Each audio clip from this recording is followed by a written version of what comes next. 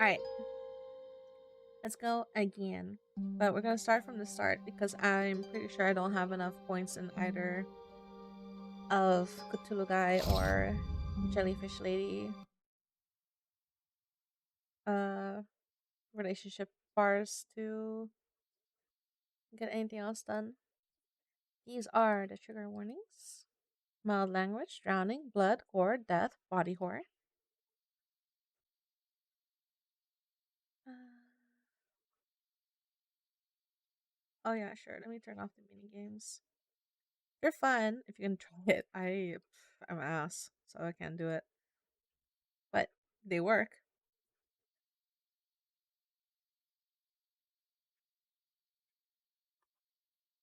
Here we go.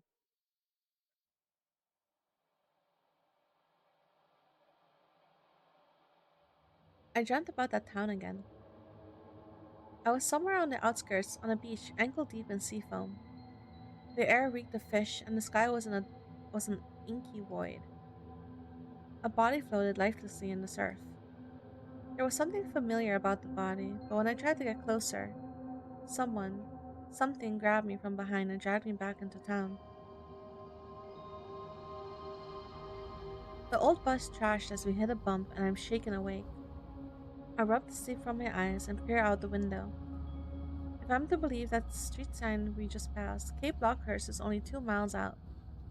It's so hard to believe I'm going there. For so long, it was just some weird town my roommate and I read about on a paranormal investigator blog. I was almost going to include it in my thesis on New England folklore, but scrapped it. Who knew my marine biologist roommate would take more interest in it than me? Someone studying folklore.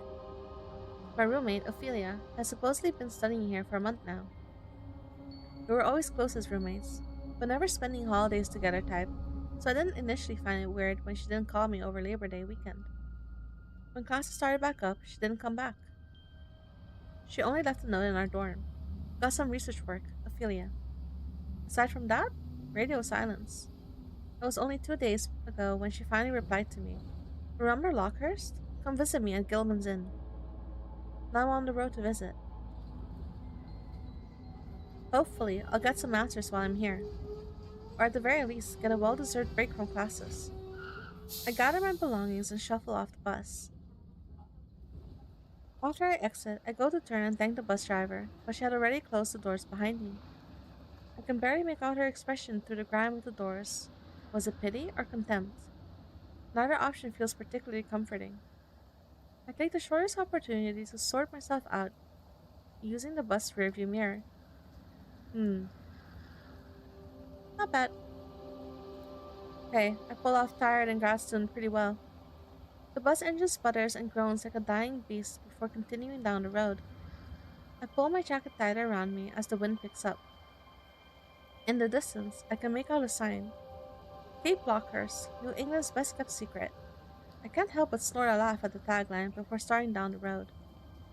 The fog rolling off the ocean nearly swallows up the town, but I can just barely make it out into the distance. The road ahead is deserted except for one man walking towards me. I can tell he's smiling before I can see what colors his eyes are. Ah, Hello. He gives me a nod as we cross paths, as if we had been neighbors for years. I nod back and almost continue past him before he speaks again. You a tourist? I suppose. Why? we'll all be. Never seen you around here before. Figured you were visiting. Is it so obvious? Probably not. I'm just something of a, what's it called? Social butterfly in Name's town. Garrett Ward. I run a farm just down the road. Folks come by all the time to visit me and my herd. Well, mostly the herd. Nice to meet you. My name's MissKatonik. MissKatonik, you're welcome to visit my farm if you want. I got plenty of food and plenty of goats that need attention. Yes, I'm still going to be nice to him. Who am I to deny such an offer? Thank you, Mr. Ward. He barks a warm, rich laugh. Mr. Ward, call me Garrett.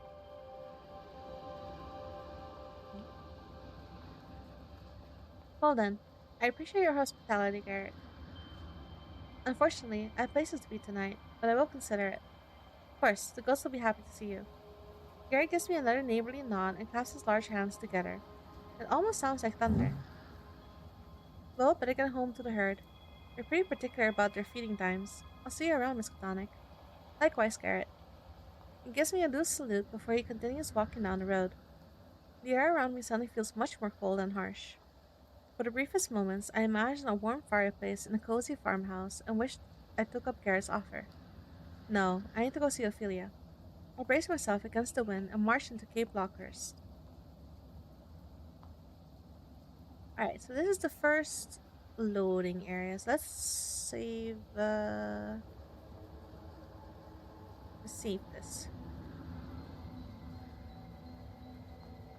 Alright.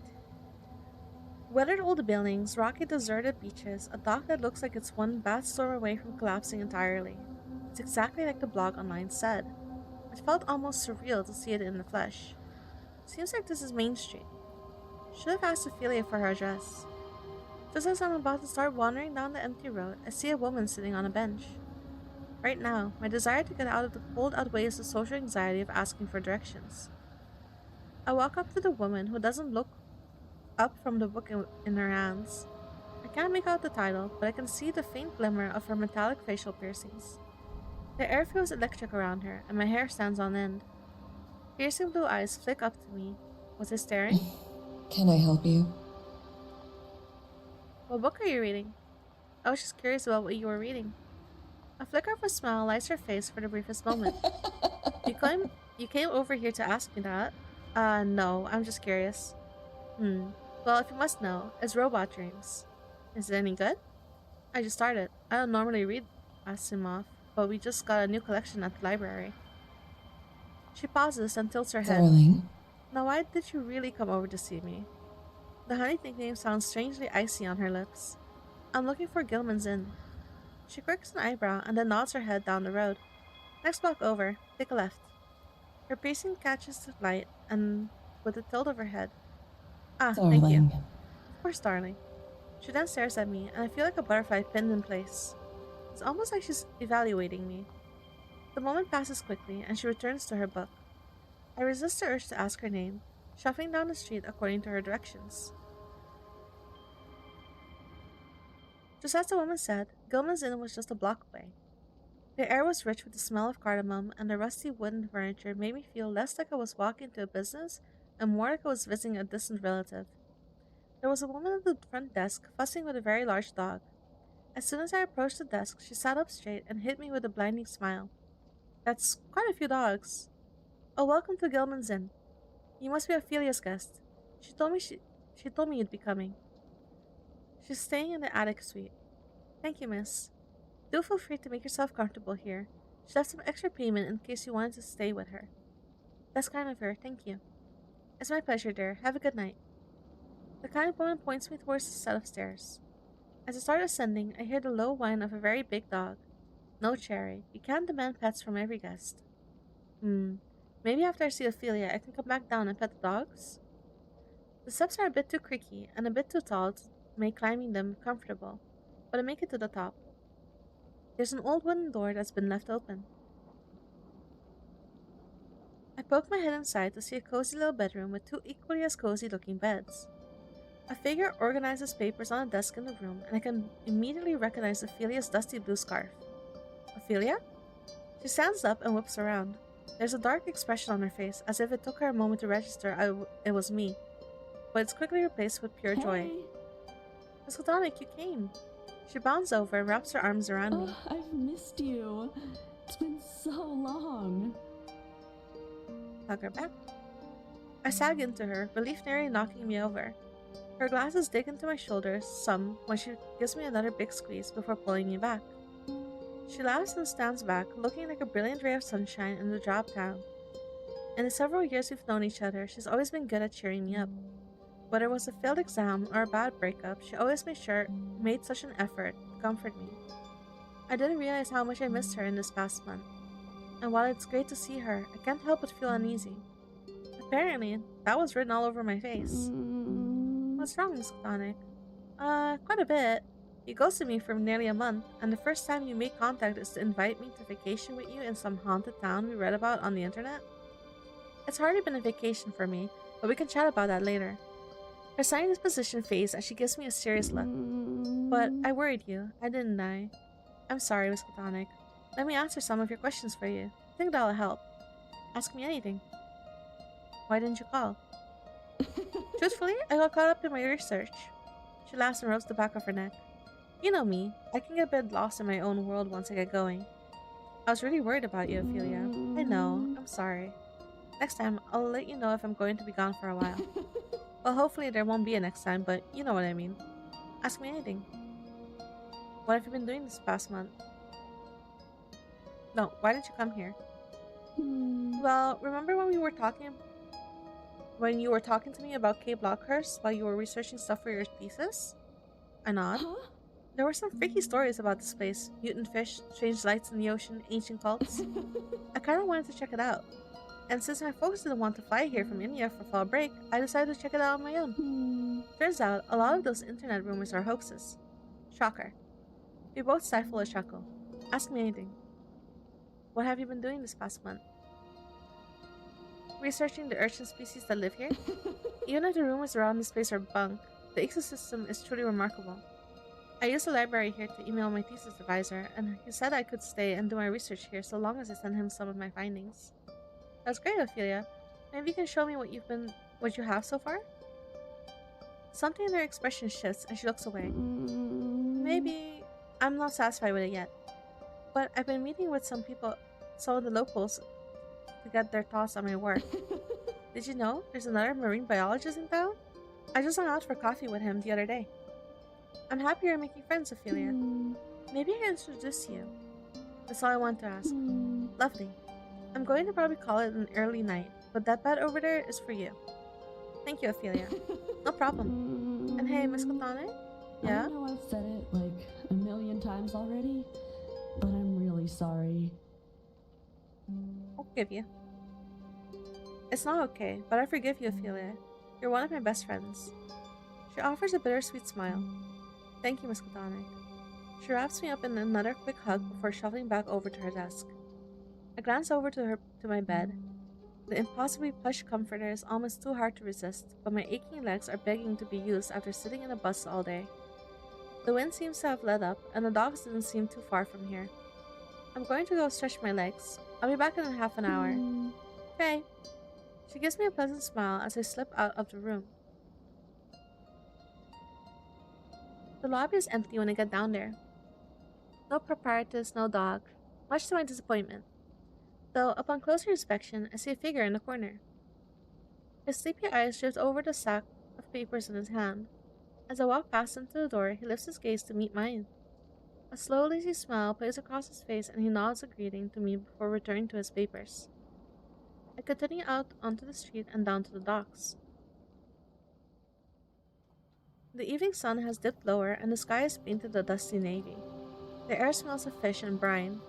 It is both comforting in its predictability and powerful enough to make my nose wrinkle. I pace up and down the wooden planks. My body feels like it's tied in a knot after being on a bus all day. As I reach the end of the dock, I see a man standing with a fishing rod in hand. There's an extra one on the ground next to him. I want to continue walking. I joined him for fishing before. I continue walking and stretching my legs when I hear him call out. Hey friend, care to join me for some night fishing? I'm alright, thank you. Oh, just one cast. Fishing is always more enjoyable with company. Humor me.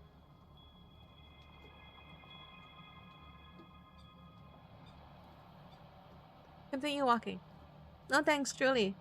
Come on, it's traditional for newcomers to fish with me on their first day in Cape Lockehurst. Did you just make that up? Does it matter? Come on, cast a line with me.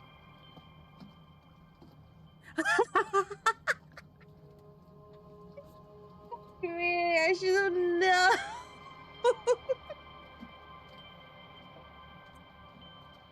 Fine. Continue walking. I will not be roped into a fishing game minigame. What, are you too scared of the fish? Oh god, fine, I'll fish. It'll shut you up. Lovely, grab a rod. The fishes in the air are notoriously fickle. I'll show you the ropes. Fuck right off. That's fucking funny. That's so funny. Jesus.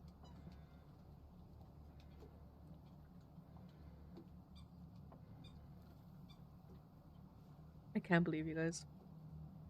Huh, I'm not half bad at this. I'm terrible at it. That's why I turned off the mini games. Or so I think, until I look at the man next to me and see that he has 3 buckets full of fish in the time it took to fill one. Fuck me. Thanks for keeping me company. Sure. That drained me more than I would like to admit. I head away from the docks and back into town, now more than ready to collapse into the plush mountain of bed in my the plush mountain of a bed in my room. I can't believe it. I got roped into fishing again. As I'm heading back into town, I see a woman moving in the distance. Is she skateboarding? On this uneven pavement? She's humming to herself and hasn't noticed me at all. Her voice is hauntingly beautiful, and her movements are so fluid she almost appears to be floating on her skateboard. And then she trips. One of the board's front wheel gets caught up in some uneven cobble and sends her tumbling to the ground. I rush over to her, but she has already righted herself. Luckily, she seems unharmed enough, though her cheeks flush with embarrassment once we lock eyes. Dude, you see that? Are you alright? She nods quickly. Her ears are burning red. I'm fine, except for my ego. Are you sure it's a good idea to be skating on the roads like this?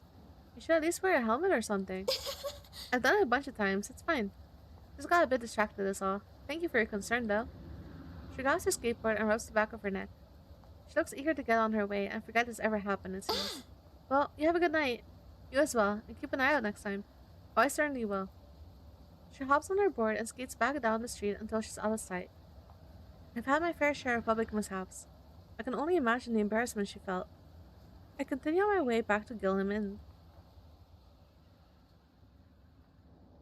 Ophelia's already asleep when I get there.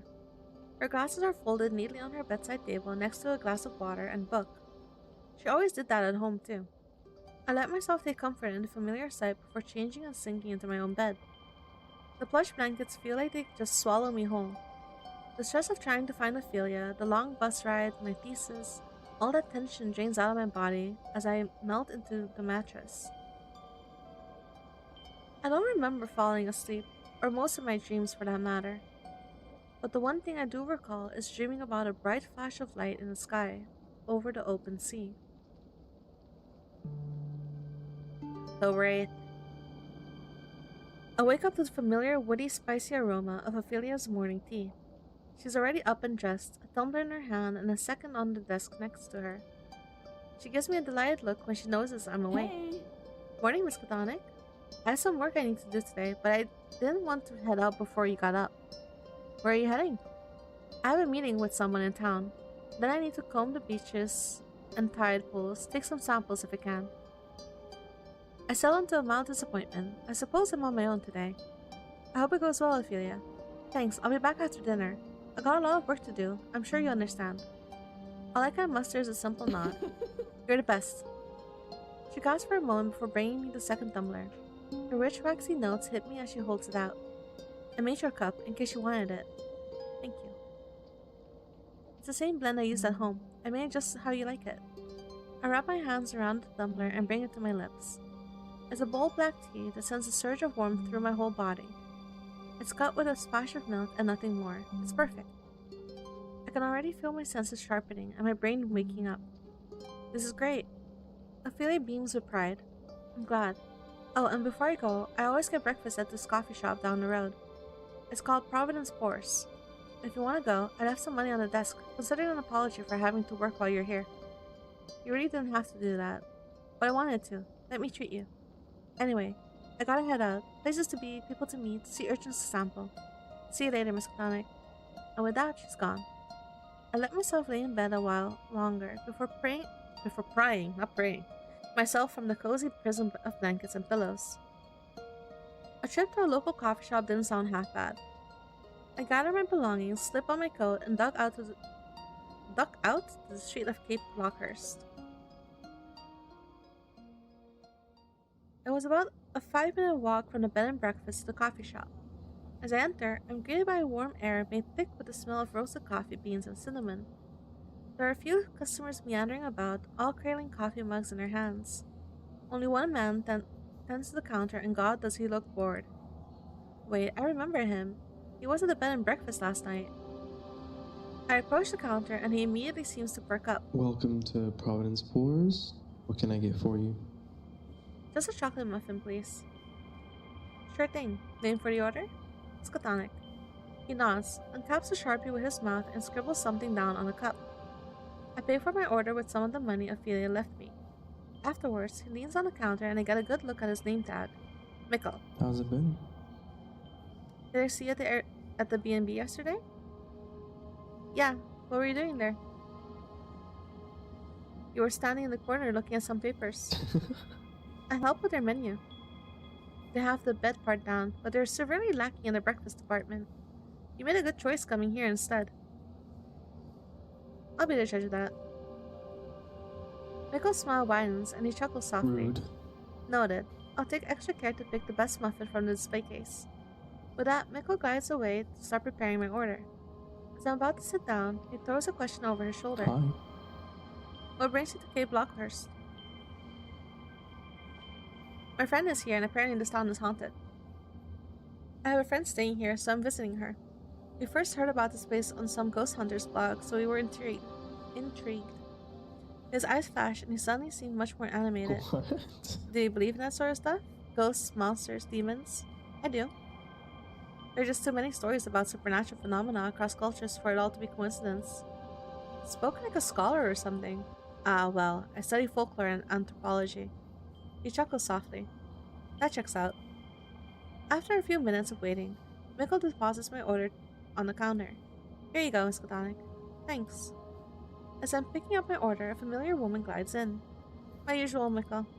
Mikel smiles and holds out a to-go mug for her. Already have it right here. You're late, Angel. Oh, it's not like you care, darling. The two exchange glares before laughing. Thank you, Mikel. She takes the coffee before turning to me. I remember you from last night. You seem to have found your way eventually, darling. Ah, yes, thank you again. Of course, darling. Now, if you ever find yourself terribly bored, I help run the library in town. Do come by and visit. It can get quite dull without visitors. Maybe I could find some books for my thesis. I'll stop by for sure. I have some research I need to do, so I just might take you up on that. Darling. Lovely. It's not on Main Street, so do try not to get lost, darling. Har. Thank you for the offer. Angelique LeBeau. I look forward to getting to know you, darling. I look forward to getting to know right? She said that. I'm MissKatonik, and likewise. She bows her head and takes her leave. You two seem to know one another? Yeah, she's a regular. Comes in every day before work. Speaking of, how long are you staying? A few days? He nods and smiles.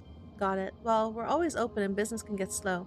It'd be nice to have some fresh faces around here.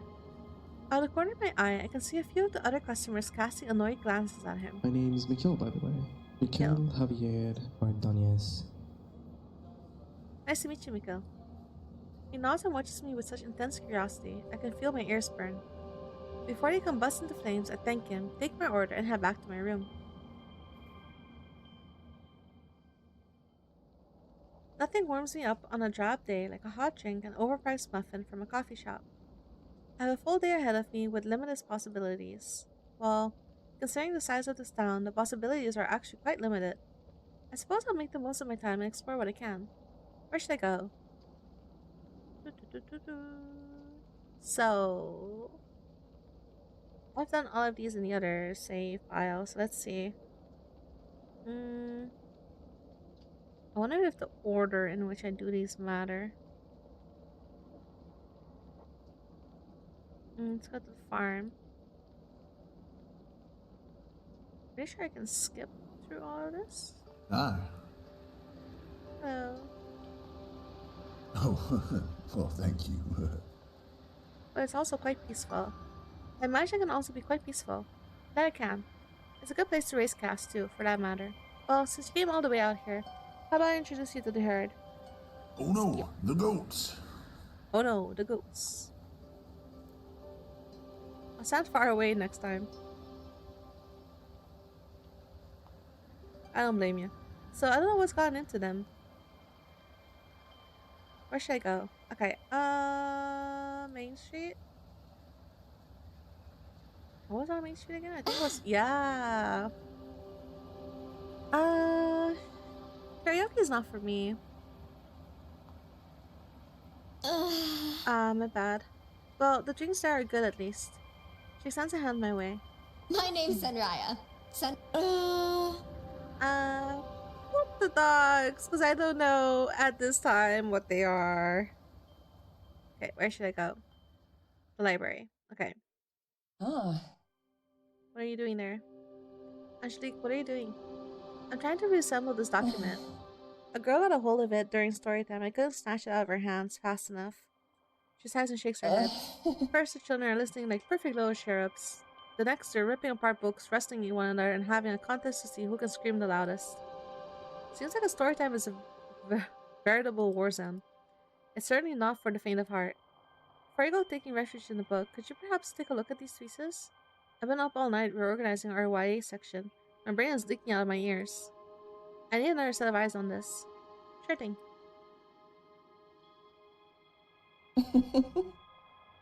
It's nothing special, but I admire your curiosity nonetheless. Alright, let's see. There we Oh, right, because it's a mini game. I don't have to do it anymore.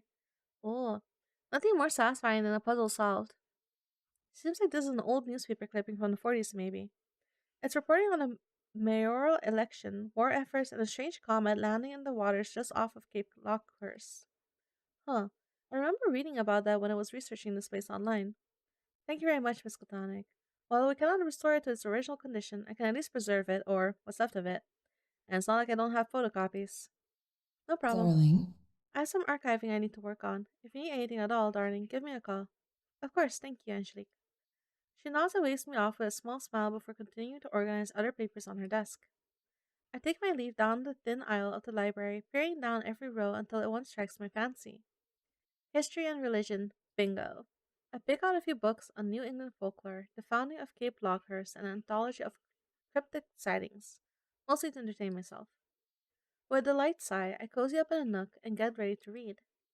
There wasn't anything terribly interesting or groundbreaking in the books, but they were enjoyable.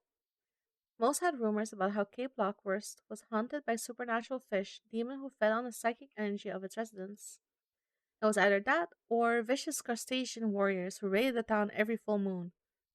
I know one of them. Or ghostly singing luring sailors from the town to their demise. Nearly every anecdote also appeared in the articles I read a few months back. I'm almost regretting not including Cape Lockehurst in my research for my thesis, but it's too late to change it now. After an hour or two digesting nothing but the ghost stories printed in the smallest text known to man, my brain is begging for a change of scenery. I return the book and give Angelique a nod before heading out. And just like that, there went the day. My body aches all over and muscles scream at me to get some sleep. I can't help but notice that Ophelia still isn't home. I know I shouldn't be surprised, but it sucks to be left out to dry like this. Especially after coming all this way to see her. Even if she is doing research work, she was the one who invited me. I can't let myself end this day on a sour note. After all, I had a pretty decent time, all things considered. Which moment sticks out the most? Alright, let's go. Let's pick. Visiting the local coffee shop. I normally frequent local coffee shops, but it's always nice to explore new ones. The cozy atmosphere, rich smell of coffee, cute baristas, what's not to love? Besides, it was nice chatting with Mikel and trying out the shop's muffins. As I reflect on the day, I fall back into my bed and let my aching body rest for a moment. I made the mistake of letting my eyes close. And before I know it, I'm woken up by a crash. I bolt upright. It almost sounded like someone running into something heavy. I run to the window and look down onto the street. That fishing man from yesterday night was stumbling down the road. He looks dazed and his gait is uneven. He takes another tumble into a trash can, knocking it over and immediately getting back up. Without a second thought, I rush outside. By the time we get to the street, he's almost reached the beach. What's wrong with him? I hope he's not hurt. Damn, where is he? I look around before spotting him by the cliffside. He's stumbling along and disappears around the bend. Sir? Sir, are you alright?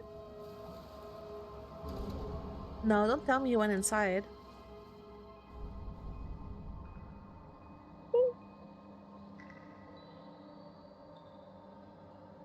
Despite my better judgment, I enter the cave. Still air assaults my nose. I push ahead and eventually find myself in a musty cave. Pale, sickly smoke drifts lazily from a gaping crater in the center of the cavern, and a man is standing before it. His arms are open, as if waiting for an embrace. A creeping dread overtakes my senses, and my stomach drops. Are you alright? No response. My mind races, and all I can think of is that I need to get us both out of here. As I start to move, the smoke leaking from the pit expands and billows throughout the entire cave. Oh no. A scream rings out as I immediately etched into my memory forever. The scream of someone who knows they're dying. It came from the pit, from that man. I can't move despite every nerve in my body igniting. I'm only shocked out of the state when two reflective eyes stare at me through the fog. MissKatonik. A rasping voice rakes at my mind. Oh god, something else is in here. It's about all I can do to run and duck behind a rock. I close my eyes and cover my mouth. Focus, focus, stay quiet. I think it's gone, whatever it is. I can barely see through the fog, but I need to get out of here. I force myself to my feet and run in the direction I think I came from. Stone turns to sand beneath my feet. I collapse into the sand and try to catch my breath. My heart thunders in my ears. I can't stop replaying the man's scream in my head. There you are. Oh my gosh. Are you okay? Ophelia's voice, chiming like a church bell, breaks from my stupor. Before I know it, she's kneeling next to me, holding my face in her hands. What are you doing out here? You weren't in the room when I got back. I was so worried. I don't have the strength to reply. I was still trying to process what the hell just happened. Let's get you home. Ophelia loops an arm around me and does her best to help me off the ground. She does her best considering our height difference. I'm hardly aware of my surroundings by the time we get to her room and don't even remember falling asleep.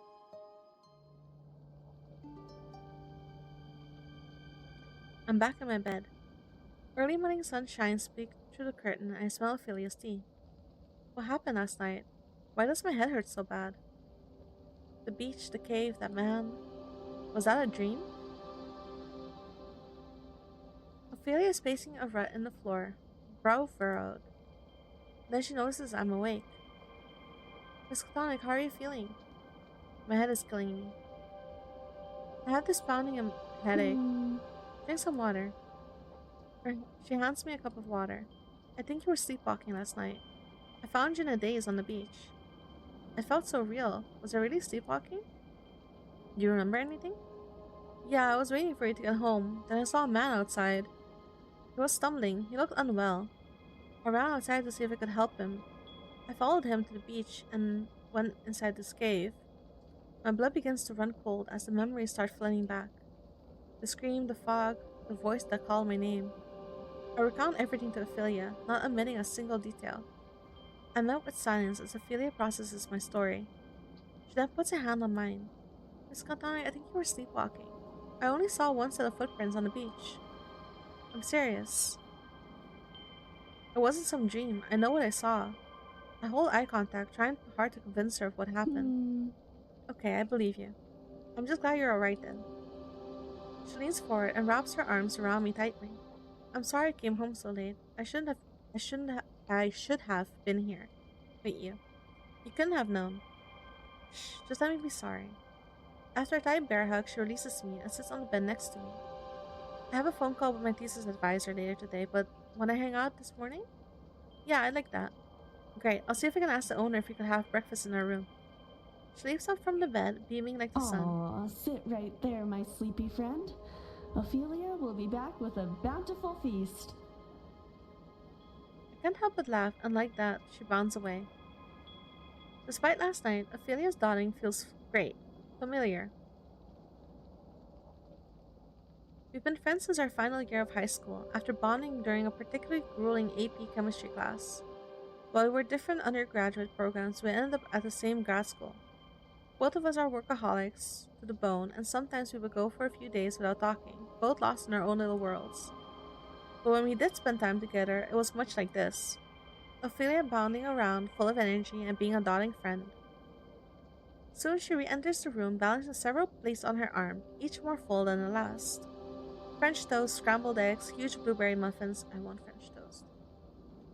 It's certainly too much for the two of us, but I don't care. She pulls up her duster, and we spend the better part of the morning eating, chatting about how our schoolwork has been going, and what shows we've been watching. It's nice. The morning passes peacefully, and Ophelia soon leaves for her meeting. As soon as I'm alone, a creeping dread begins to overtake me again. Last night, Ophelia seems to think it might have been a dream. Well, it couldn't hurt to check the beach again, see if that weird door is actually there or not. It's not like I have anything better to do. It's time, it's time. The beach is entirely empty. The dead silence is only cut with occasional wave crashes and seagulls cawing. I do my best to retrace my steps last night. Hey, what's that? There's a tackle box stuck in the sand, as if it was dropped. It feels familiar. Does this belong to that man? I pick it up and inspect its content. Rather than bait and tackle, I find a phone, wallet, and small leather-bound notebook. Check the phone. The phone is locked, and I have no way of knowing his PIN. I don't have the patience to brute force my way in. His lock screen is a picture of a scarlet sun peeking out over the ocean's horizon. There seems to be an unread message from someone called Daisy. This Daisy sent him a message at 10:23 last night. Usual meeting spot? Whoever this Daisy person is might know more about why he was acting so strange. Rather than bait and tackle, I find the phone, wallet, and a small leather-bound notebook. Check the wallet. $16 in cash, a gift card for a restaurant called Derby's. Ah, a driver's license. It seems like this man is Faust Ackerman. Based on the birth date here, he's 48. Rather than bait and tackle, I find the phone, wallet, and a small leather-bound notebook.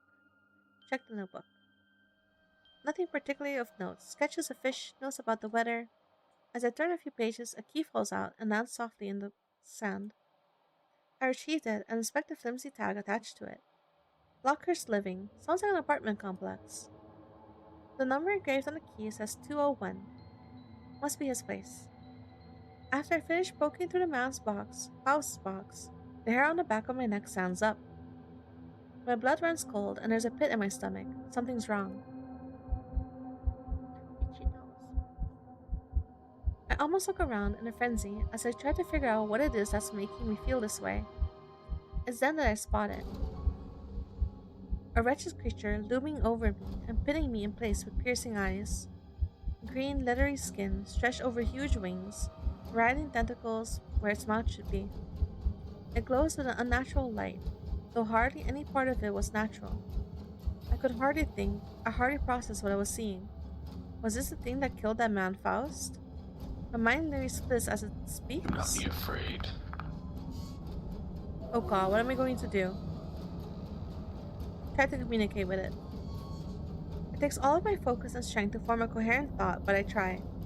What are you? The thing doesn't reply, instead just watches me curiously. Damn, my head is killing me. My vision keeps fading in and out. I feel like I'm going to pass out. Just as I feel like my head is going to pop, the pressure fades. Where there was a grotesque monster stood. Mikel? MissKatonik, are you alright? Did you see that creature? With the wings and tentacles? Huh? What? It was huge, had tentacles on its face, green skin, it glowed, and was standing right where you're standing. He doesn't reply, instead looking concerned for a moment, and then curious. Interesting. You can see me then. That's new. Excuse me? Well, allow me to reintroduce myself. I'm Mikel, but my true name is Mikel, Sovereign of the Dreaming Depths. You know, normally people see this handsome face. In reality, I have something far, far greater than human. What the hell? What the hell? You just said that like it was nothing. Sovereign of the Dreaming Depths? 1,000 different feelings race through my head, but the strongest one is curiosity. If this wasn't a hallucination, I'm experiencing an actual supernatural phenomenon. Mikel. What? Please, I go by Mikel now. Mikel, what's going on? A quiet, wicked smile plays across his face, but I can't sense any malice. I don't know. Normally, humans can't see me for what I really am. For reasons I don't really know, Cape Lockehurst holds a lot of power. Humans can't sense it, but creatures like me can. The air here is electric with it. It feeds us, allows us to blend in with you guys, grow our power. I don't want to hurt you. All I want right now is to continue to be Mikel. You probably have a million questions. Ask me anything. Are there more monsters here? Earlier you said feed us. Are there more monsters here? You've already met a few. Remember Angel from the coffee shop? How many of you are... What? Not the entire town, if that's what you're worried about. You probably have a million questions. Ask me anything. What makes Cape Lockehurst so special? Well, you've likely read the rumors about it online. Yes, I found blogs talking about mutant fish and otherworldly hauntings here. Mikel lets out a loud laugh and he shakes his head. Those are fake as hell, but even rumors need to start somewhere. I don't know what happened here to make it so powerful, but it just is. Maybe an outer god ripped open a hole in the universe beneath the city hall. Maybe a star fell and cursed the land. Maybe there used to be a cult here. Whatever it is, it turned Cape Lockehurst into a watering hole for the creepy and cosmic. You probably have a million questions. Ask me anything. Why do you want to be human? Huh? I got bored of my usual form. His brow furrow and his eyes dart away from mine. He's lying. I'll have to pry the truth out of him later.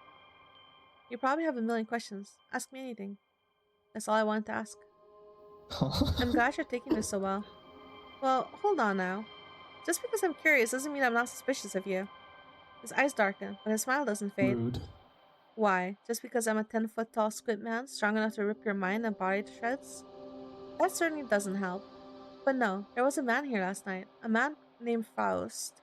He looked sick. I followed him into a cave and then something attacked him. I couldn't see what because of this thick smoke. There's something obviously paranormal going on here. There's no other option. All the common sense and logic in my brain screamed at me for even saying that out loud, but I couldn't deny what I saw. A monster must have killed Faust. What the? And you think it's me? There's no way to know. I don't have enough leads. And if there are other creatures like you in town, they could have done it. Or it could be a human. I suppose. Well, I didn't kill anyone last night. Is that... Hello, Polyrine. How are you? Is that box his? He points to the tackle box I was investigating earlier. Yes? Why?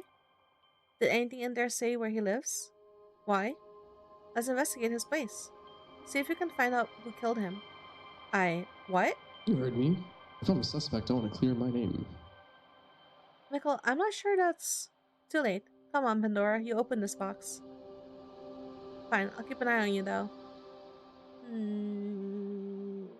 I'm not sure which one is good. Oh my god, I'm so happy I could tune in. I'm one of the desks for... Oh! Welcome. I have played through two different routes already. I accidentally played through Saya's route, Mermaid, because I was aiming for Crabman, but somehow I got onto her route, so I finished her route and I think I got the good ending. I played through Farmer Garrett's route and I got his good ending, and then I did the ending where I want to see what happens, which was really depressing.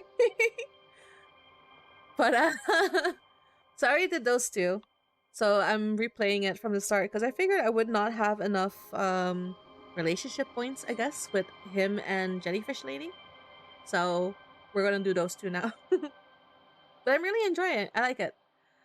Who designed the fishing minigame? I swear you guys hate us.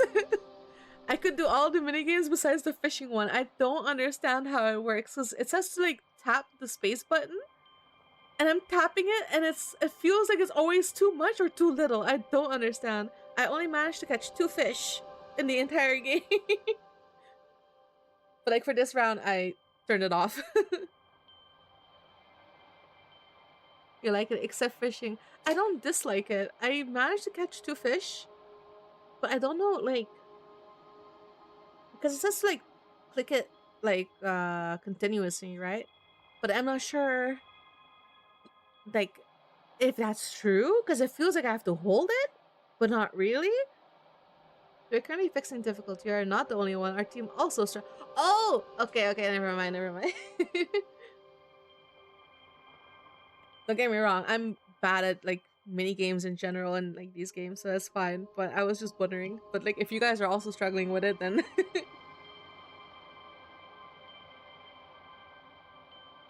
Hmm.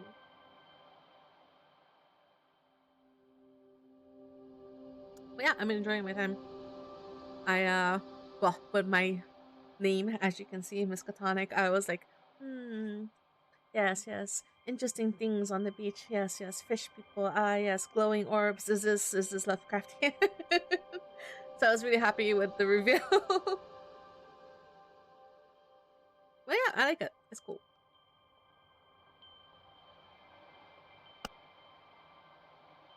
I'll leave a review after I'm done with these 2 routes, and I don't think I'll have a video done this week though, because I've worked with oh shit, what are their names? The artists, one of the artists.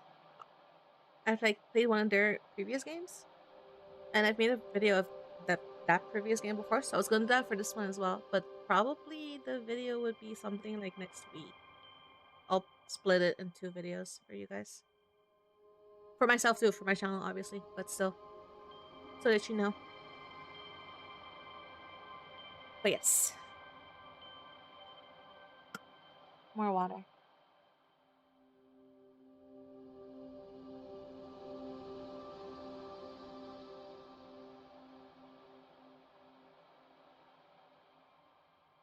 Okay, fine. Let's not waste any time then.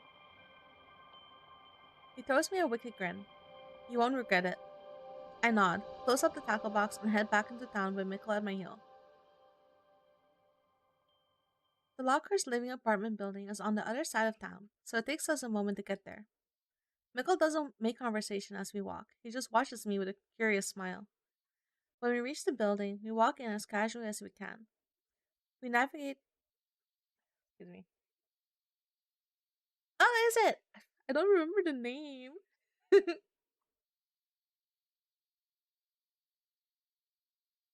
Oh, they did? I didn't see. I don't have the chat open. I don't see any names. I hope they had a nice time.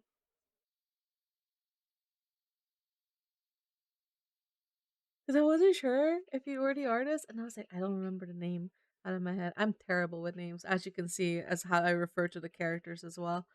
I don't actually remember the names.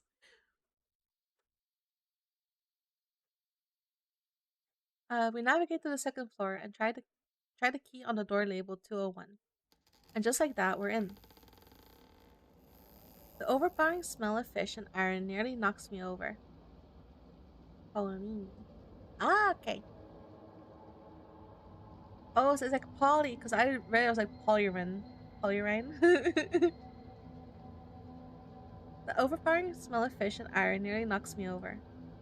I can see a bathroom just off of this room. Its tub is nearly overflowing with fish and ice. So fill me in. What happened last night? I recall as many details as I can about Faust's final moments. Mikel nods along with my retelling and a calm smile on his face. Interesting. So I don't know why he was acting strange, why he went to the beach, or what killed him. No. Maybe we can find something around here that will reveal a motive. Alright, I'll check out the hallway and kitchen. Aw, leaving the fish-filled bathrooms to me. I have faith you can handle it, Mikel. I'm so flattered. He dips down the hallway and leaves me to investigate the kitchen and living room. The furniture is barely used, and there's not much in the way of personal belongings. As I look at all the personal belongings. The amount of fishing paraphernalia is almost concerning. Huh? There's a calendar on the fridge. It looks like last night he had a meeting with Daisy. And meetings with Daisy every other night before then. Whoever this Daisy person is must be close to him. Oh, there's something written on today's date. Docks, 5 p.m. I wonder what that's about. As I finish looking for the kitchen, I notice some paper scraps half hidden under a cookbook. What's this? Looks like Faust owns Garrett Farm, and he's been an unforgiving landlord. The letter suggests a meeting later today. That's what the note on the calendars was about. Mikel said to look for a motive, but Garrett seems like such a sweet man. What are you doing in here? It is time A voice, familiar yet haunting, rings from the doorway behind me. I whip around and... oh god, not again. What looks like a jellyfish looms in the doorway. Its crimson red bell floats in the air, dangling frilled arms dotted with piercing blue eyes. Similarly, eyes stare at me from beneath the bell, studying me. My voice gets caught in my throat, and then... MissKatonik, answer me. What the hell are you doing in my neighbor's apartment? Angelique? What's going on out there? That's what I'm trying to figure out. Tell the truth. Told him exactly what I told Mikel. What point was there in hiding it? I would only look more suspicious. Despite my honesty, both women are dead silent, and I can feel my heart drop. How's it been? Angel, Raya, what? Was wondering when you guys were gonna join us. We're investigating a murder. I shoot a harsh glare at Mikel, who meets it with a cool smile. I sigh and look back at the women. I'm trying to figure out what happened. Rude. And I think that maybe one of us supernatural folks did it. Sonraya and Angelique eyes go wide and they exchange worried looks. Don't worry, MissKatonik knows that we're... Can they see us? She asks Mikel, but then stares intently at me. I slowly nod and her eyes glitter. Whoa. You just keep getting more and more interesting. Thanks, I think. Look, something weird is happening here. I saw the guy who lived here get attacked by something in the cave on the beach. I want to get to the bottom of it and figure out what the hell is going on. Why? Pardon? Why are you investigating this, MissKatonik? You could just pretend you didn't see anything. Look the other way. Most humans do. It's easier that way.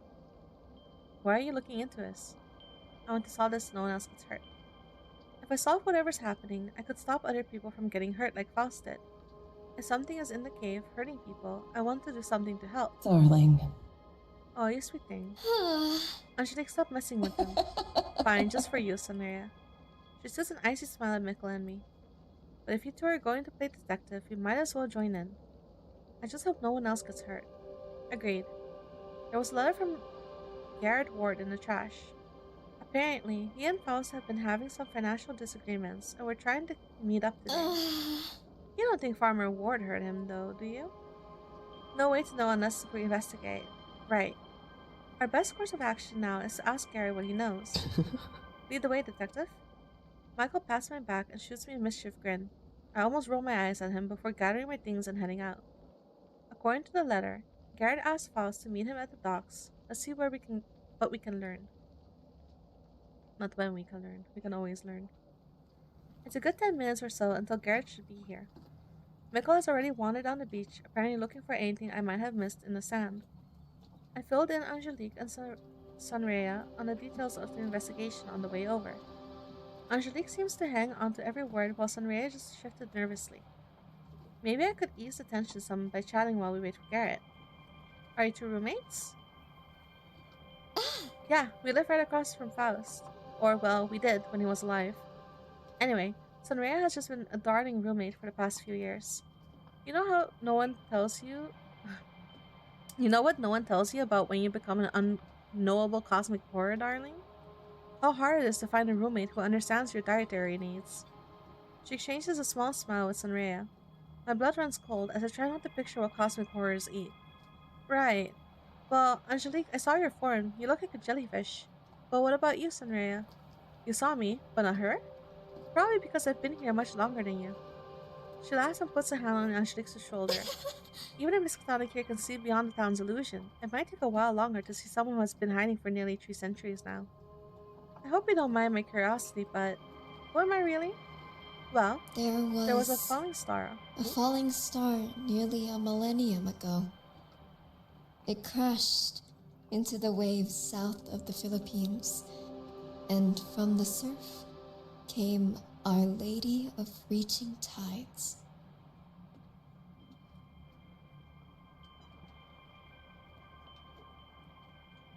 Was she a sirena? A Magan Dara? No one quite knew. But she swam through the surf, eating sailors and ships whole. But these days I prefer ramen and apple cider. She laughs again, and it hits me just how strange the situation I'm in. These two women were chatting amicably, but in reality, they were ancient powerful creatures hiding behind an image of a person. Sonraya, Angelique, Mikel. Hell, even Garrett or anyone else I've met are all monsters in disguise. And yet the one time I felt like my life was in danger was in that cave. Even when Mikel and I were alone on the beach, I was terrified out of my mind. He didn't even try to hurt me. As I got lost in my thoughts, I heard the heavy footfalls of work boots on the dock. Oh, hey there. Didn't expect to see you folks here. Hello, Farmer Ward. Your yarn has been selling well, by the way. Well, I'll be. Great. This next batch I'm working on is going to be even better. I hope the buyers over at your craft store appreciate the labor I'm putting in. Now, you folks didn't happen to see a man with a handlebar mustache around here, did you? Are you looking for Faust? How'd you know? We're investigating his death. His expression falls. Mr. Faust is dead. Why would someone... What happened? That's what we're trying to figure out. Garrett's eyes widen and he tenses up. Why? You don't think I did it, do you? No, we just want to see what you know. We need more information. We only have a few leads, including the letter you sent him. We came here hoping to get some answers.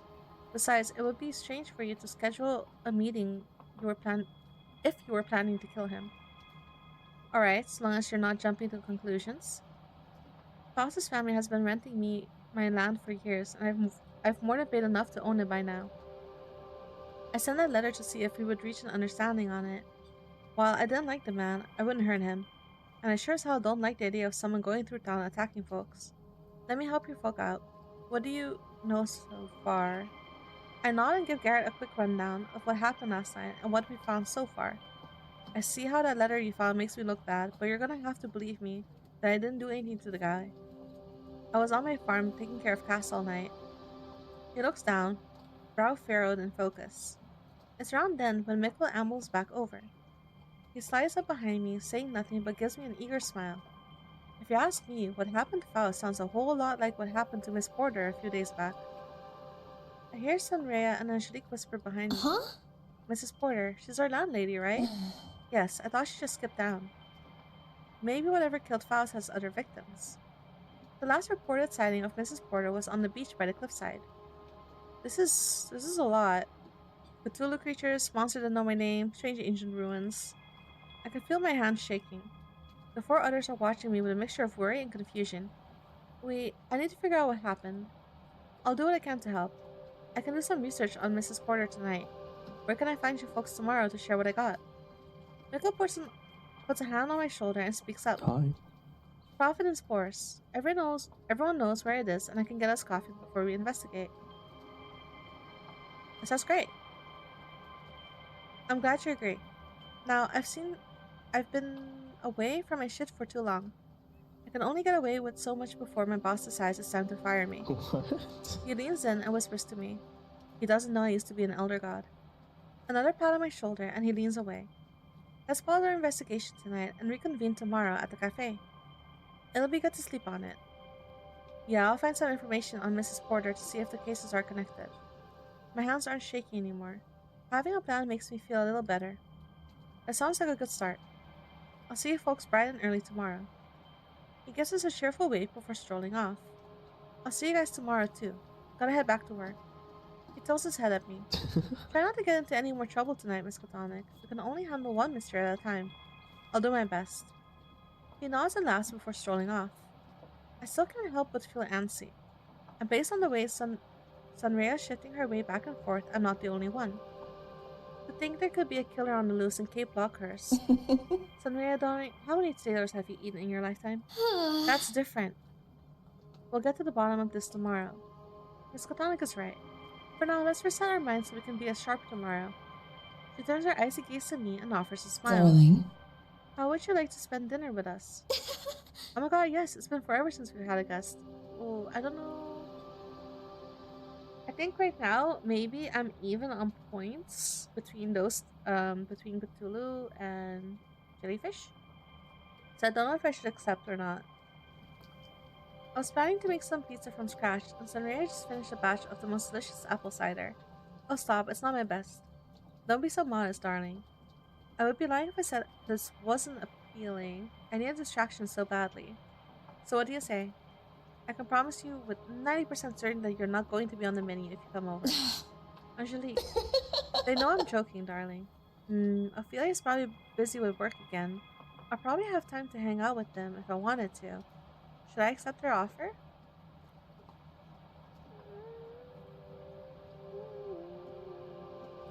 No, thank you. I'm alright. Thank you for inviting me, though. I need to rest after today. Oh, well, that's your loss, darling. Have a good night, MissKatonik. See you tomorrow. Okay. By the time I get home, Ophelia's sound asleep in her bed. The weight of the day sends me crashing down into bed soon after I get back. I can barely reflect on the day before I drift off to sleep.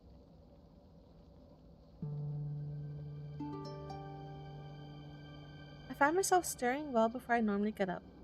I can't force myself back to sleep. My mind is racing trying to process all that's happening these past 2 days. I witnessed a man get attacked by something in a creepy cave. All of the cute people in town are monsters, and I'm working with them to investigate a supernatural murder. To make matters worse, whatever killed that man knew my name. It called to me. I pry myself out of bed and get ready to go to Providence Course when Ophelia shifts in her bed. You're up early? Sorry, did I wake you? She shakes her head and yawns.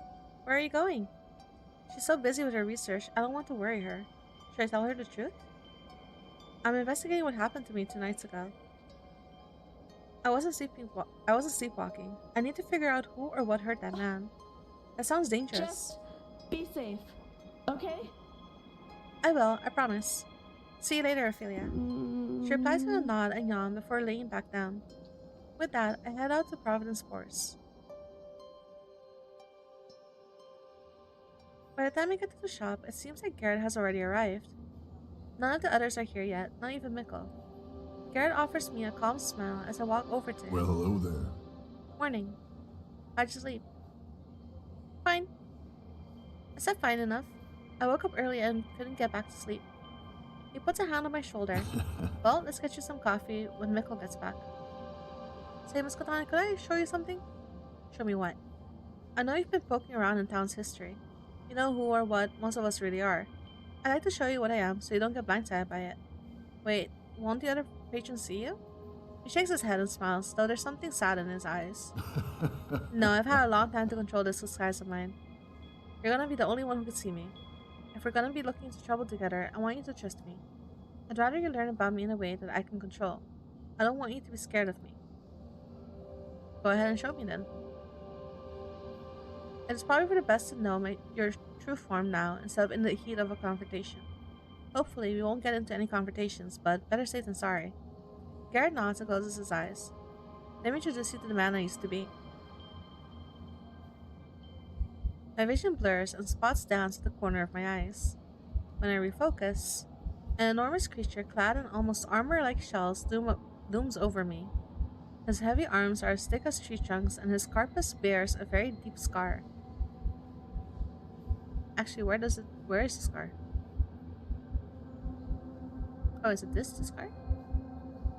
Two large watery cyan eyes fix on me, and then a low, familiar voice weaves its way out of the creature. Oh, there's the scar, I see. Meet Gothrud, the Conqueror. Scourge of the New England coast, King of Carnage. He goes quiet for a moment before continuing. Gothrud the Conqueror was a warrior, a god of violence and bloodshed. I am not that man anymore. But whether I like it or not, he's a part of me. You've clearly changed for the better. Garrett, from the short time I've known you, I can tell you've changed for the better. You have been nothing but kind and hospitable to me. Well, thank you. Garrett is quiet for a long moment before he almost seems to cry. Thank you, that means a lot. Eyeball. My head pounds again, and the crustacean's monster before me fades back into Garrett's human form. Like I said, I want you to trust me. Thank you for sharing, Garrett. I appreciate your vulnerability. I appreciate you letting me show you. If you'd like to talk more about it, the forum is always open to you. He gives me a warm smile before Mikel and Angelique approach. Mikel sets down 5 to-go coffee mugs. How's it been? Sorry I'm late. I was training the new kid to take my place while I'm gone. Hey, darling. And I was walking Saraya to work. Unfortunately, she couldn't get time off today. Seems like it's just the 4 of us then. So we need to find more information on what happened to Faust. Garrett, you said this may be connected to another case, right? Yep. I found some old papers I gotta look through. Should have information that will be helpful. It may also be useful to investigate the beach again. I would love to come over the crime scene. Same here. Well, there's 4 of us, so I'm sure we can divide and conquer. Mikel and Angelique, you can investigate the beach. Garrett can go through the information on the connected case. And I will also go to the beach. Join Mikel and Angelique at the cave. I know what it looked like. I'm sure I can help out. Alright, stay safe, you 3. Let's meet back here around 4. Darling. We will see you then, darling. Mikel, Angelique, and I head out to the beaches. Ah. How exciting. I've always wanted to be a crime scene analyst. Huh, that checks out. What? Oh my god, am I gonna be caught between these two fighting? What do you mean by that, Mikel, darling? You love horror movies, you're goth. Oh darling, you haven't seen goth yet. This is my casual attire. The two continue to banter as we stroll down the beach. I smell something rancid as we approach the cliffside.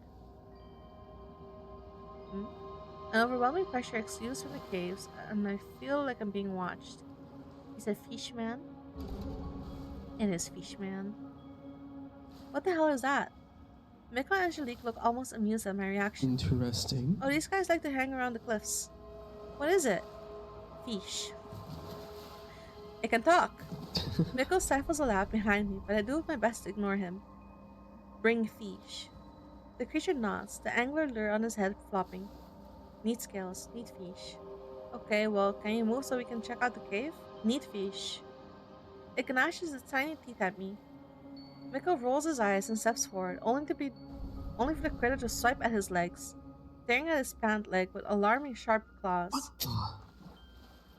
Well, I guess we're gonna get fish for this thing. Fish. Don't look so upset. He's just hungry, little darling. He's cute in an ugly, cute kind of way. And the only thing standing between us and the crime scene. I say we just... As he speaks, the ground begins to shake. The critter scampers away, but before we can even think about checking out the cave... Oh! This is new to me. A hideous beast barrels out of it and right for us. Oh, there's no minigame! Ha ha ha! Because I turned it off. Shit. Mikel and Angelique are no longer at my side, instead replaced by their true monstrous forms. My head feels like it's about to split open, and I stagger back through the sand. Just so you guys know, I did die a couple of times because of the minigames. I died next to the dumpster twice. My head feels like it's about to split open, and I stagger back through the sand. And that thing is locked on me, just to show that I did try the minigames. I'm just saying. I can barely hear Mikel and Angelique warped voices over the sound of my heartbeat. What is that thing? Eel? Get the hell out of here. I force myself to my feet and begin to run down the beach. But whatever came out of the cave seems to be right on my tail. I sprint as hard as I can and slide behind a rock. If I stay still, maybe it won't notice me.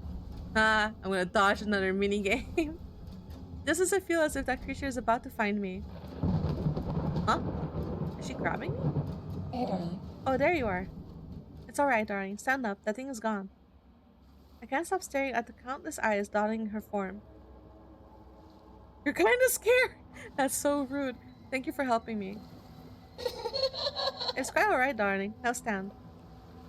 She offers me one of her frills and I hesitantly take it. Oh yeah, I was about to say, I was half expecting a dose of venom or jolt of electricity, but no. She just pulls me to my feet. Oh! And once I stand, I see Mikel just down the beach. He's in an absolute frenzy, attacking the creature that was after me. Oh? What the fuck? Oh! There's a beak! Okay. I can't bring myself to look away until Angelique cold hand cuffs my cheek and turns me back towards her. Darling. Are you alright? I know you're brave, but humans can be so fragile. I'm fine. Good. Let's head back for now. Mikel, darling, are you quite done? Yeah, just making sure that thing's not gonna follow us. Right. The rising fear in my gut is more than overpowered by the relief that these two are on my side. Mikel, I cannot believe we almost let our little human get hurt. They were fine. Besides, since when did you care so much about random humans? Angelique is quiet and she glances away. Well, they're clearly a special case. They can see us, and they're inquisitive. Ah, so you're interested in studying their mind. I see. What? Like asking me questions or opening my skull? I'm right here, guys. Oh, I know. I'm just messing with Angel. Mikel, I should electrocute you right here and now. Ah, she can electrocute. He just laughs, and Angelique's tension slowly melts as the two begin to chat again. I feel a lot better, but still let Angelique and Mikel whisk me away from away back to the coffee shop. It's strangely nice having two eldritch horrors dot on you. Dopes and dots. Dopes? It's around 4 p.m. when everyone arrives back at Providence Force. We debrief one another on what happened during our investigations. I first recall our encounter with that strange critter at the cave and how it demanded fish. Then Mikel, Angelique, and I describe what happened with that grotesque eel monster. How it tried to attack me and how Mikel and Angelique took it down. After assuring Garrett 5 times that we were all right, he fills us in on what he found. So I found this old missing poster a few days back. It sounds similar to what happened to Faust. This also said she was arguing with a short woman. Faust also had messages from someone named Daisy. This can't be a coincidence. Angelique's eyes go wide and she suddenly looks lost in thought. What? Is this related to that story? Come on, Angel, there's no time to be cryptic. What story? I thought it was simply unfounded rumors. 2 weeks ago, the newspaper ran a story about a man arguing with someone on the beach. Supposedly, it happened only a few days after Mrs. Porter went missing.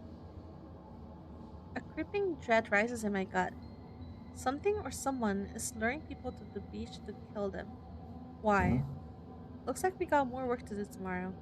Yes, I will catch Sunraya up on what we found today. We agreed to meet here tomorrow, same time. I'm eager to figure out what's going on, but at the same time, I feel so on edge. After Angelique and Garrett leave, I'm about to head out before Mikel stops me. Hey, MissKatonik, just wanted to let you know that if you want to crash with me and unwind, I got a place behind the barber shop on Main. No pressure. Thank you for the offer, Mikel. He gives me an easy smile before I head out of the coffee shop. My mind is reeling from today, but I don't know if I'm ready to go home yet. What should I do? We are going to hang out with Mikel. Mikel's offer is quite appealing, and he seems quite eager to have me over too. He said he'd be hanging out at his place behind the barber shop? I spot the barber pole down the street. The red, blue, and white stripes are dim and motionless, but still visible. Okay. I make my way over and spot a short door on the side of the shop. Above the door, a cleanly spray-painted sign reads, Inkwell. There aren't any other entrances nearby, and the barber shop is closed, so I assume this is where Mikel is. The door rings out a hollow knock as I rap on it. How's it been? Yeah, come in. Mikel's voice is muffled but unmistakable.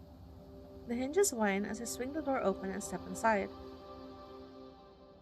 Okay! Alright. When Mikel invites me to hang out with him, I was expecting it to be at his apartment. So I knew about the tattoo stuff, I just thought it was a less professional looking studio. This looks pretty cool. But Mikel invites me to hang out with him. But this looks like a tattoo studio. Well, I assume it is. I've never gotten a tattoo. I haven't even had my ears pierced. Not true for me. I can't help but feel slightly out of my element. How's it been? Hey, grab a seat. Just finished making popcorn. Though Mikel's casual smile eases my nerves some, his gestures to a bowl of steaming popcorn and a short black leather love seat. He's perched on a rolling stool next to what almost looks like a dentist chair. What? For a couple of days, huh? That's the understatement of a century. Yeah. You holding up alright? Most people in your shoes would have run screaming by now. That thought has crossed my mind. I need to solve this mystery. Frankly, I just want to see how this ends. Aha! But you see, I already know what the ending is, so what am I gonna answer?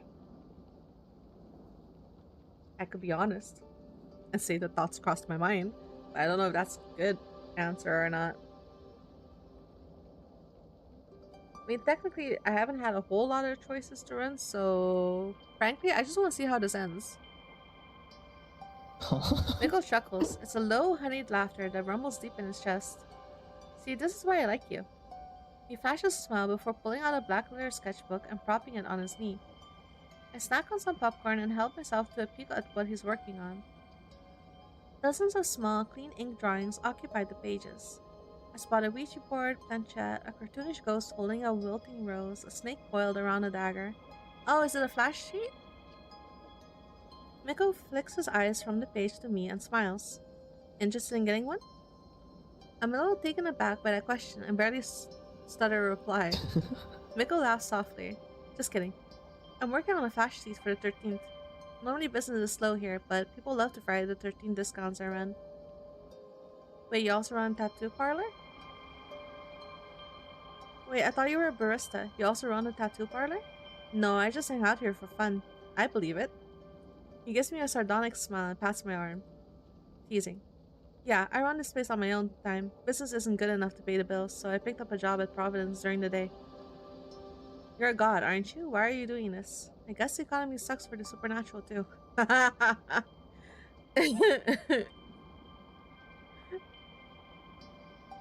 I guess the economy sucks for the supernatural too. Huh, yeah. There are lots of great things about pretending to be human. Bills are not among them. I guess I'm still confused why someone like you is spending time in a small town like this. Shouldn't you be out conquering cities? Like I said a few days ago, Cape Lockehurst is special for some reason. A few centuries ago I was conquering cities, but I had to stop for a bit. A dark cloud passes over his face. I'm still not as strong as I once was. The somber expression passes, replaced with a dangerous grin. What? I can gather my strength in Cape Lockehurst, watch humanity grow around me. Meet souls who are far, far too curious for their own good. Ah, is it me? Am I far too curious for my own good? My ears are burning again. I'll admit, I've grown to like being Mikel as much as I enjoy being Mikel. While normally, also his name looks like mackerel. While normally I adore crafting geometry beyond human comprehension, drawing designs on people with my tattoo gun is a close second. He's quiet for a moment and almost bashful? Which brings me to a question. I know I joked earlier about you wanting one of my flash designs, but I do need to test a few out. Mind lending me an arm? I've never had a tattoo before and I don't even know what to expect. There's a small thrill to the idea of getting one in the heat of the moment, but also it's so permanent. Do it! I have a few. I would do it. My nerves turn to anxious excitement. You know what? Why not? Mikel's eyes go wide before he smiles at me. He keeps surprising me. I like that. Sit down here and relax. Can I get the ghost? With the rose? I do as I'm instructed. The protective plastic of the tattooing chair squeaks as I get comfortable. Mikel then places his sketchbook on my lap before preparing some tools on the counter. Pick whichever one you like, since I'm using you as my test subject. I won't change you. I won't charge you. Okay. Oh, how kind. I snicker a bit before scanning the pages. About 10 different spooky designs look back at me. I pick out... Oh, I get to pick! Okay. A black cat peering into a crystal ball. A cartoonish squid with bat legs. A crow skull with the 13 in Roman numeral. I feel like this one...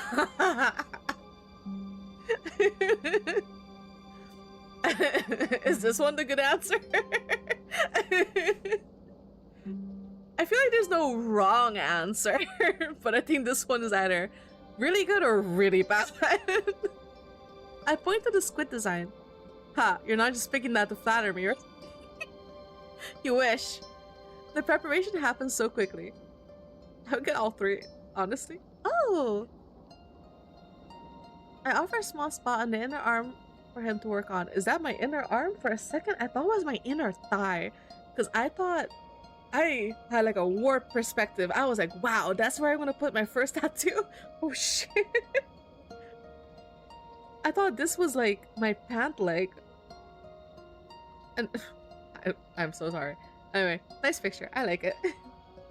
One moment, a small printer in the back is wiring to life. The next, he's gently shaving my arm. Then he's wiping the area down with a very sterile smelling solution. Yes, it's a very, very distinct smell. I watch with rapt attention as he pours ink into small containers and fusses with what I can only assume is a tattooing pen. On a table next to my free arm, he sets down a large water bottle and a few sodas. Let me know if you get lightheaded, okay? Drink some water. I nod and take a swig, slightly surprised by how intense his prep work is. Though to be fair, I didn't have a good idea of what to expect. He then carefully lays out a piece of paper over my arm, adjusting the placement a few times before removing it. It leaves a faint impression of the design I chose in a deep purple. This shouldn't take long, just remember to breathe. You can tell me to stop anytime, okay? Okay, will it hurt? Yes. Yeah, but it's not as bad as you're probably thinking. Also true. Depending where it is. Because some places are just as bad as you imagine it to be. He squeezes my shoulder before going to wash his hands and put on gloves. When he returns, I can feel my heart race with anticipation. He takes the tattoo gun in hand and glances up to me with an easy smile. Ready? Yeah. He nods and the tattoo gun clicks to life, buzzing softly in his hand. I watch as he slowly touches it to my forearm and... Ow! My skin buzzes and a sharp, piercing pain sinks into my skin. I do my best not to flinch, but Mikel stops anyway and waits for me to calm down. Once I collect myself, I nod for him to continue and he hesitates for a moment before doing so. The pain still startles me, but I take a deep breath through it. I have to look away for the first minute or so, focusing on my breath and fixing my gaze on Mikel. He's so focused, but looks so relaxed. I want to say something, but I can't find the words. Instead, I simply watch him and eventually the tattoo he's drawing on me. The pain dulls an almost familiar buzz on my skin. It's unpleasant, but not unbearable. After a few minutes, I'm more focused on the shape slowly taking form on my arm than the pain. We sit in silence, save for a soft rock song on Mikel's radio and the hum of the tattoo pen. By the time he's done, I'm almost sad I had to pick a small design. Tell me what you think. I take a look at my arm. The skin is raw and slightly reddish, but the deep black ink of the tattoo shows up well. I feel a surge of relief, pride, and awe at the piece of art that was now a part of me. A smile spreads across my face and Mikel laughs. So you like it? Yeah, you're great at this. Thank you. What do I do now? I'm gonna wrap it up for you and give you some cream to put on it while it heals. Be sure to use the cream. You don't want to know what happens if you don't keep it clean. He gives me some instructions on how to care for the tattoo and wraps it up for me. Despite his usual smarmy nature, he seems quite tender and caring right now. Either he was a good tattoo artist or really wanted to make sure I was alright. This is a good tattoo artist. Perhaps both. I linger in his shop for an hour while Mikel cleans up. He lets me look through the sketchbook at all his tattoo designs. Oh! They range from adorable cartoonish animals to intricate geometric sigils. My arm stings slightly, but I can't help but be pleased with my new tattoo. And it starts with 1, and then you have 5. Yeah, it's nice. It's realistic too. Well, you don't see any of them because I'm wearing long sleeves, but I do have tattoos. I still want more tattoos, which is why I said, like, it starts with 1, and you're like, oh, it hurts, but it's fine. And then it's like, I want another one, and get another one, and another one. And it never stops. As I'm walking back to the bed and breakfast, I spot a familiar face. Hi there. Oh, right. Alright, I remember this. Okay. Good evening, Sonria. We seem to bump into each other a lot on this road. I just finished my shift at Derby's. How was the investigation? I began to fill her in when a horrible crash rings out in the alley next to us. We both freeze and... Ish. A frenzied woman prowls towards us from the darkness. Pale eyes, leathery green skin, and razor-sharp teeth. Despite her grotesque form, she reminds me of that description of Mrs. Porter, the missing person Garrett investigated. I can hardly linger on the thought, though. The creature is bearing down on Sunrea and me, though it seems especially intent on Sunrea. She almost seems frozen in fear before she looks at me, suddenly quite intense. I can hold my own. Go. Right, she's not human either. Still, I'd feel horrible leaving her alone with this thing. I know you feel horrible. I felt horrible too, which is why the last time I say it, but I have to keep the relationship meter in mind, so I'm running away. Me too. I used to have such a fear of them. I have so many now. Understandable. I give Sanria an appreciative nod before running for my life towards the bed and breakfast. As I'm running, I cast a glance behind me. Where Sanria stood was what almost looked like a mermaid. That's when this beautiful voice fills the air. Also, I know this tune. It's from a horror movie, I think. I don't remember which one. I don't remember which horror movie it's from. Also, she looks. The form is a little bit like an angelfish. Or, no, not angel. They're not called angelfish. They're kind of sluggish, white and orange. Maybe they are called angelfish. I'm not sure what they're called, but it looks very similar. Ophelia is already asleep, and my body is begging me to collapse into bed. Sleep comes easily to me tonight after all that running. I don't dream, don't even register that I fell asleep. It's just inky darkness and rest.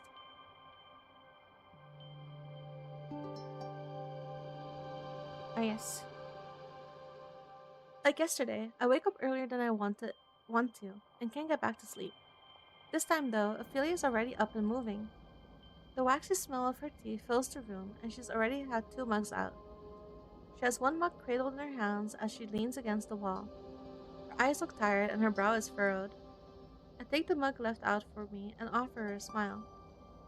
Morning, Ophelia. Hey, MissKatonik. You alright? Yeah, the urchins I've been researching keep confusing me. The data isn't making sense. She rubs the sleep from her eyes, but her words feel stilted, almost rehearsed. What's really going on? I know you better than that. What's going on? You always were good at reading me. I'm just getting freaked out by the town. My research has been going well, but I'm getting freaked out by all the rumors about people going missing. I heard people yesterday talk about seeing monsters roaming the streets. I don't know if it's real, but you had that weird sleepwalking thing. You mentioned seeing stuff. I feel horrible for dragging you here. You didn't drag me here, I chose to come here. I set down my mug and wrap an arm around her. I'm fine, you don't need to worry about me. I'm just glad to visit you here. Besides, the people here are kind. They look out for one another. Ophelia doesn't reply for a few moments, just staring down into her pitch-black tea.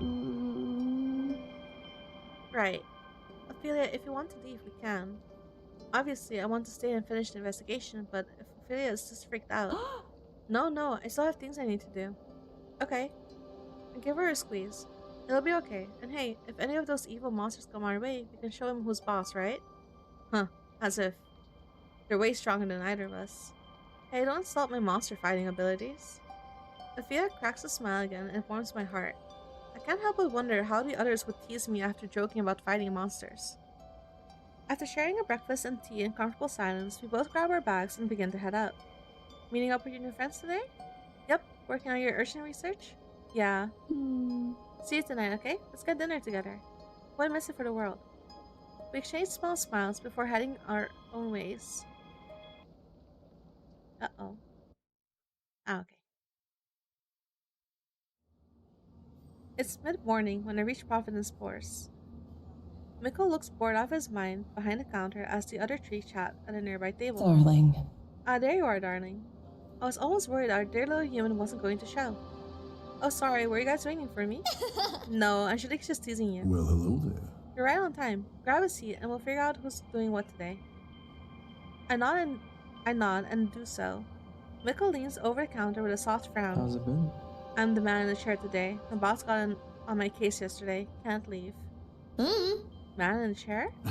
It's a thing from spy movies, like the fella talking in a spy ear and feeding them info.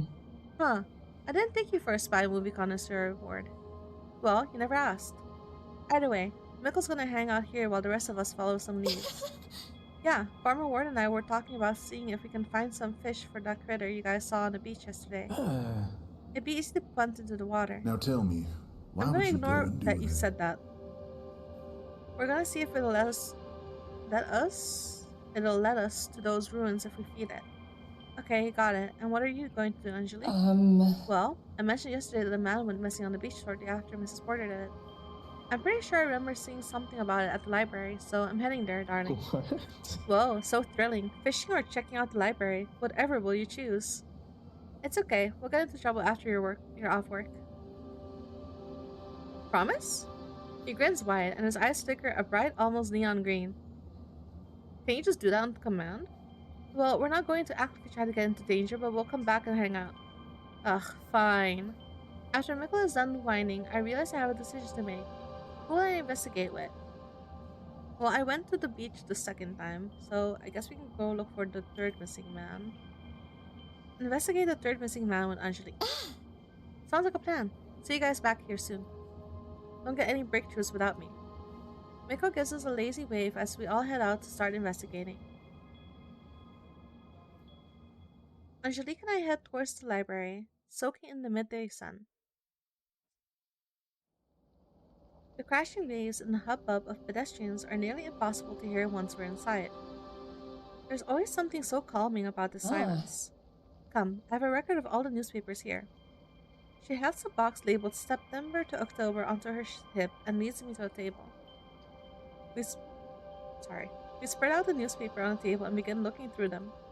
Damn, these are in rough shape. Yeah, don't remind me. She lets out an agonized sigh. My boss always insists I'm doing a poor job when he's the one who just shoves everything into a box without caring the world. Well, no use whining. Let's see if we can find anything useful. I nod and begin turning over some of the ripped newspapers in my hands. Yeah, I found it. A guy who went missing shortly after Miss Porter did. Oh, right, because it's a minigame. Shit. What? What's the connection here? Well, they all were last seen on the beach, and we're assuming they went into whatever cave is there. Yes, but there has to be something else. Mrs. Porter was a landlady. She owned the building Faust lived in. But what about this third guy? That's what's stumping me. It says here he owed a lot of money to a tattoo artist. We both are quiet for a long moment. You don't think... No, Mikel can be an idiot and a bit power-hungry, but he wouldn't kill anyone over money. Okay, well then what does this mean? With precious few clues to go on, we can't progress much further on our own. Mikel might know more, so we head back to the coffee shop to regroup. By the time we get back to Providence Force, all of the stress and confusion is just about ready to bubble over for me. All this investigating, and it feels like we've made no progress. Angelique and I show the newspaper clipping we found. The note about the missing man owing a lot of money to that tattoo artist lingers in the air. All eyes are on Mikel. I didn't kill him, if that's what you're thinking. His usual smooth tone is sharp, serious. The guy just didn't pay for a big design I did on his back. It was the fourth time he skipped payments. I knew you were bad with money, darling, but 4 times? Look, he was hot, okay? This is a coincidence or a setup or something. Did you guys find anything at the beach? Yay! We fed the little guy guarding the cave some fish, but it turns out there's this huge stone wall in the way. There was an indentation in the stone. We need a key, I think. Oh. Whoever or whatever killed these folks has it. Great. Ooh. Don't look so sour. Let's review what we know. On the night of the 8th, our darling MissKatonik followed the distressed Faust to the beach. We know Faust owned a lot of land, including garrets. Faust has also prolific fishermen based on his apartment. Anyway, he leads MissKatonik to some ancient ruins and something kills him in the fog. And that thing almost killed me too. It also called out my name, meaning it knows you, or has some form of omnipotence, but my bets are on the former. We also know that 2 other people went missing in that area. Mrs. Porter, who was a landlady who owned Faust's building, which makes her also Angelique and my landlady. She was seen on the 5th arguing with a shorter woman who disappeared on the beach. And the day after that, a tragically hot client of mine was spotted arguing with someone at the same beach before vanishing too. For what purpose? And whatever is hurting folks locked up the ruins on the beach so no one else could get to him. If only we had that key. And all along inside, maybe I should ask Ophelia for help. Who's Ophelia? My roommate. She studies marine biology and came here for her thesis research. When is she coming to town? Around the beginning of September. Why? If she's been around the beaches, she might have seen something we haven't. True. I'm getting dinner with her this evening. I can ask her about it. I'll be. Any help we got is good. I'll keep digging around to see if I can find anything. Same. Maybe I can break down the wall in the cave. Darling. Oh, darling, don't let me help. You're going to hurt yourself. While those two bicker, I can ask around a keen spot to see if anyone else saw anything on the beach. It'll be nice. Thanks, guys. Rude. What, are you surprised we're helping? After all this time? I'm hurt. Yep. We're invested in helping you. And helping this town. Speak for yourself. I'm here to see the mystery to its conclusion. Angelique, Fine, I'm also here because I care. Ugh, see now that sounds terribly corny. Hey! Ignore her. You go enjoy your dinner and see what your friend knows, okay? I will. The four of them look at me with their own unique forms of affection. It's hard to imagine all of them are terrifying ancient monstrosities who, for some reason, grew fond of me. It feels nice in a strange way. I say goodbye to the group before going to find Ophelia. We're going. The early evening sun filters through our room curtains and hits Ophelia's glasses at such an angle that they shine like little headlights. She's scribbling away in her notes at the desk. I don't think she notices me. Ophelia? She snaps up in her seat and slams her hand down over her work. Hey! Oh, hey, MissKatonik, you're back early. Are you okay? You seem a bit jumpy. Yeah, you know me. I was just in the zone. I was hanging out with your new friends in town. She's all too eager to change the subject. Why? It was nice. What are you working on, Ophelia? Nothing crazy. The colony of urchins I'm studying has shrunk really suddenly. Yeah, because they keep dying. Right. She's still hiding something, I know it. Hey, you're on the beaches a lot, right? Right. I need to ask her about the disappearances. She has to have seen something. Do you know anything about people going missing on the beach? Yes, I do. I don't want to tell you because I know you're still on edge about what your experiences on the beach. A few nights ago, the 5th I think, I saw a bulky figure dragging a body onto the beach. I tried to follow, but it disappeared around the strange doors in the cliffside. As she speaks, she watches my face intently. I want to believe her, but it feels strange that she's only bringing this up now. Sounds freaky. Did it seem human? I don't know anymore. A strange silence settles over us. Ophelia's eyes dart away from mine, staring down at her work. She lets out a resigned sigh. When you were first researching this town, I thought the rumors about cryptids and stuff were a little silly. But after visiting here, there's definitely something off about this town. No kidding. I haven't even told her about how some people in the town are cosmic horrors in disguise. While I've been researching the ecosystem here, I've also been looking into these rumors. I think something supernatural is happening here. And I'm wondering if what you saw that night in the cave is connected. Would you join me in figuring out what's happening in Cape Lockehurst? If only she knew. Of course. I've already started looking into that man I saw on the beach and other disappearances too. Huh? You're looking into Faust? Yeah, that's what I've been meeting with my friends about. They're helping me investigate. That's great. We can compare notes tomorrow. I'd like that a lot. Thanks, Ophelia. No problem. So are you still down to get dinner? Yeah, I know this great Italian place next to King's Club. My treat. She quickly tucks her note back into her bag and leads me out of the bed and breakfast. The evening passes quickly, and neither of us bring up anything to do with the disappearances or monsters in Cape Lockehurst. We spend a long time out on the town and don't get back until around midnight. I fall asleep almost as soon as I lay down. By the time I wake up, it's nearly 1 p.m. I slip in and out of sleep before a small beam of sunlight streams through the curtains and nearly blinds me. With a groan, I force myself out of bed to close the curtains. That's weird. Ophelia's gone already. Something feels off, but it's hard to think on an empty stomach. Maybe I'll finally try the breakfast in the lobby before heading out for the day.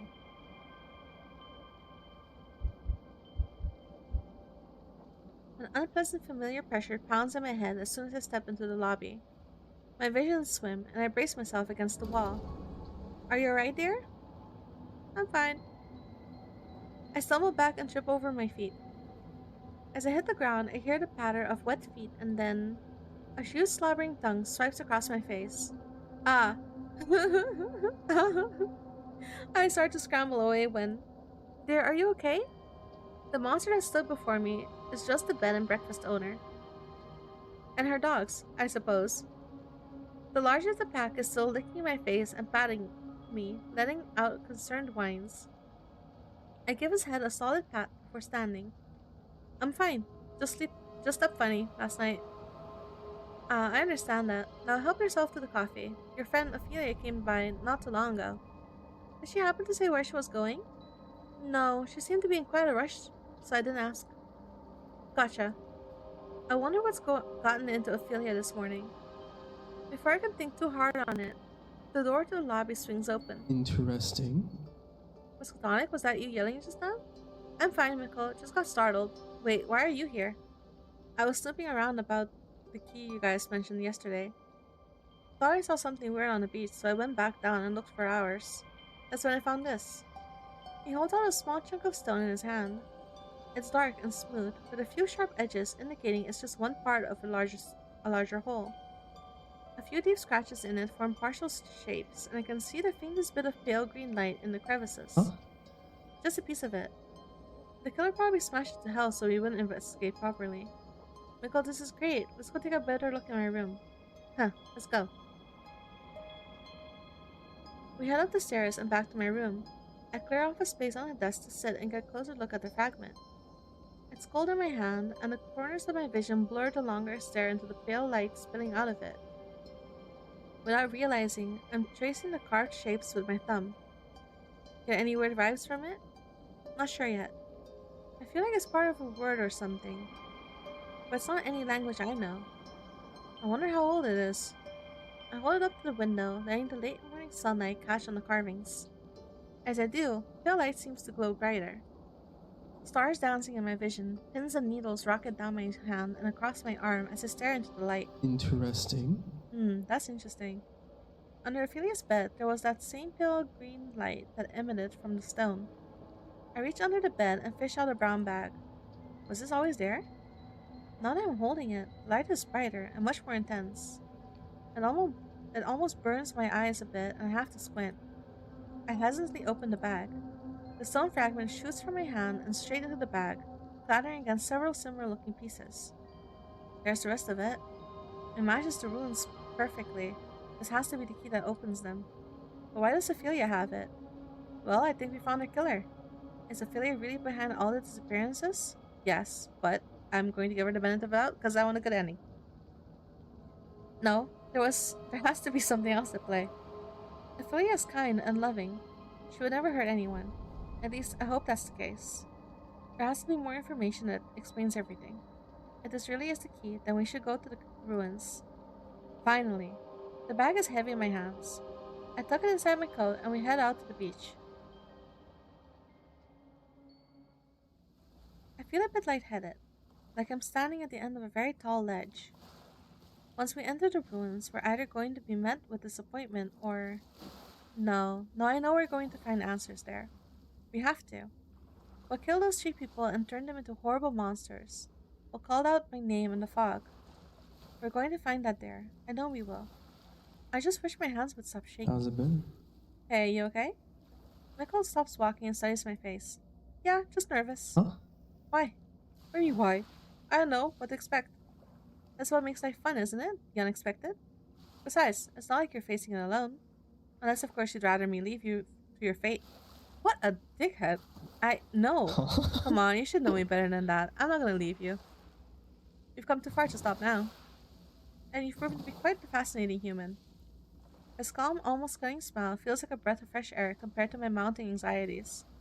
Thanks, Mikel. Of course. We make our way across the beach back to the cave.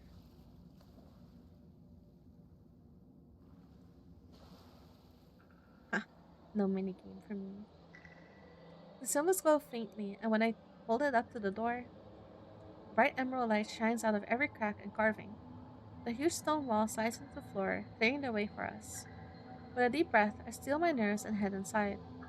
The 2 of us walk for some time through a narrow, rocky corridor. The pungent smell of rotting fish and iron assaults my nose as we get closer. Soon the corridor opens up into an enormous cavern.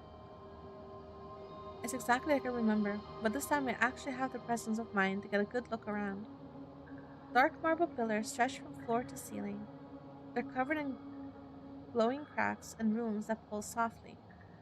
The architecture isn't any I recognize, but I have a feeling it's not recent.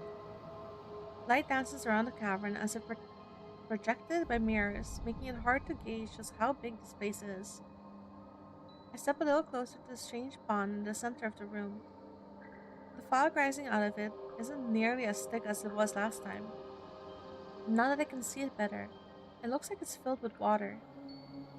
And there's something glowing deep down there. As I step away, I notice a tree that 3 of the pillars around the pit have crimson stains smeared across them. Is that blood? I hesitantly approached one of the pillars. Yes, without a doubt, it's blood. Though it's not just haphazardly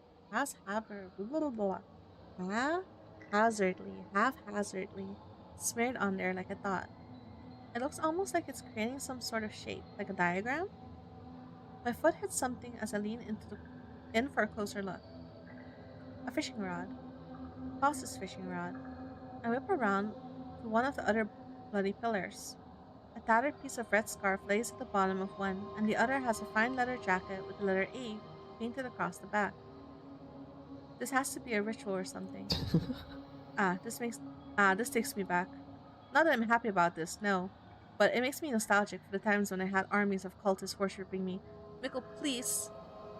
I show Mikel a warning glare, but I don't have the energy to tell him off. It looks like there are some notes by those rocks. Hopefully, those will shed some light on this mess. I flip through the pages. They're written in a fine hand in black ink. Whoever wrote this wasn't in any rush. The first couple pages are filled with detailed descriptions of the cave's measurements, the water's pH, and the alien language lining the floors and pillars. There are a few sections that catch my eye. What should I read next? I have read all of this before. What should I read next? This one. That one. Interesting. I think we have company. What? I look up, and sure enough, I hear a low droning, like a whale call. The drone then grows into a mangled snarl as something lunges at me from the shadows. Oh hell no. Pain shoots through my body as I hit the ground. I can't catch my breath. Something is standing on top of me. A leathery gray beast stares down at me with milky white eyes. Its jaw hangs loose from its skull, jagged teeth shooting out at all angles. With a horrible crack, its jaw opened wider. The sound doesn't come from its mouth, it's everywhere, worming its way through my head. MissKatonik will witness. That's enough. A tremendous force impacts the beast, spinning me down and slams against one of the pillars. A terrible pressure builds within my eyes as Mikel lets out a wail. He grips the creature by its elongated neck and slams it against the pillar again, but it seems uninjured. The monstrosity rears its ugly head again, staring right at me. That voice spills my skull again. MissKatonik will witness. It lunges at me. It's hard to tell, but I think I'm wearing it out. My heart's beating so fast it feels like it's about to explode out of my chest. I find myself against the cave wall as this creature is bearing down on me. I grab a heavy rock but can't find an opening to strike. With a grotesque snap, the creature unhinges its jaw again. It snaps at me and I lunge to the side. However, it's still able to sink a fang into my leg. White-hot pain shoots through my body and I can't help but cry out. Oh god. Then an intense light fills the cave. Mikel looms over the creature. Intricate geometry made out of pure light slices through the air behind him. He's a little scarier than the other ones, I think. The creature looks back at him. Its eyes widen and its muscles go slack. Similarly, I can't help but stare at the intersecting lines. The light draws in almost all of my focus. Mikel's eyes then meet mine and my mind clears. I heft the rock up against and throw it at the creature. It shrieks in pain and stumbles back before falling into the water. As soon as the creature splashes down, the room smells like burning flesh and rotting fish. It shrieks as its body begins to warp. I force myself to look away. Impressive for a mortal. I try to reply, but the pain in my leg intensifies as the adrenaline fades. You insolent. Insolent! Oh shit. Stars dance in my vision as Mikel wraps his arm around me. He lifts me up and I sag into him before he carries me out of the cave. I feel like I should not. No, it doesn't matter. Because if I force her to stop, she pushes me. And if I try to convince her to stop, she still pushes me. I don't think I should get confrontational with her because he might kill her. Mikel insisted we lay low in Providence Force. He had dragged a bunch of chairs together for me to lay on and elevated my leg, but she bandaged surprisingly well. Luckily, the wound isn't too deep. I just need to wait for the pain medication to kick in. Mikel hasn't left my side for the past hour except to check the bed and breakfast to see if Ophelia was there. Apparently, the owner hasn't seen Ophelia since this morning. I need to confront her. I need her to tell me what the hell she's been doing. God, Ophelia, what are you doing? I shift in my seat, starting to stand when Mikel puts a hand on my shoulder. You're not thinking of getting up, are you? I need to talk to Ophelia. Not until the pain wears off. He drags over another chair and sits in it backwards, grinning at me. You're stuck with me. I slump back down into my seat. You say that like it's a bad thing. A 10-foot-tall squid man at my beck and call. I could do worse. He laughs and shakes his head. I'll have you know that Squid Man used to be a feared ruler of the seas. Right, Mikro, sovereign of the dreaming depths. I wave my hand a bit and put some dramatics on his title, trying to rile him up some. What? That's right. Put some respect on the name. Even for being impossibly ancient, his demeanor was so relaxed and playful. If you were a sailor in the 19th century, I would have eaten you for dinner. Oh, really? Really? He lets out a wistful sigh and rests his chin on the back of the chair. Those were the days. Reducing seasoned sailors to tears just by rearing out of the water. It was perfect. Sounds like you were a real troublemaker. Rude. Troublemaker? Oh please, I could have wrought the apocalypse if I wanted. I probably would have if those whalers didn't get a chunk out of me. Huh? Whalers? He suddenly looks away, a thoughtful frown darkening his face. Look, don't tell anyone this. I'm only telling you because I know you're gonna be cool about it. Now I'm worried. Don't be. He sighs and looks back at me. It was like 1840, I think. I was staring into the Atlantic just off the coast of Spain. Just as I was ripping apart a huge Royal Navy vessel, something hit my wing. A group of whalers caught the jump on me, skewered me with harpoons, and nearly took my head. It was one of the only fights I ever fled from. He's avoiding eye contact again. I was a coward, but I didn't want to die. I fell into deep sleep at the bottom of the ocean so I could recover. All that time, I couldn't stop dreaming of humanity. Those dreams felt like less like fragments of my mind, but as if I was watching like a spectator. The little lives that seemed so insignificant before became the only thing I knew. Wait for him to continue? I bite my tongue and wait for him to continue.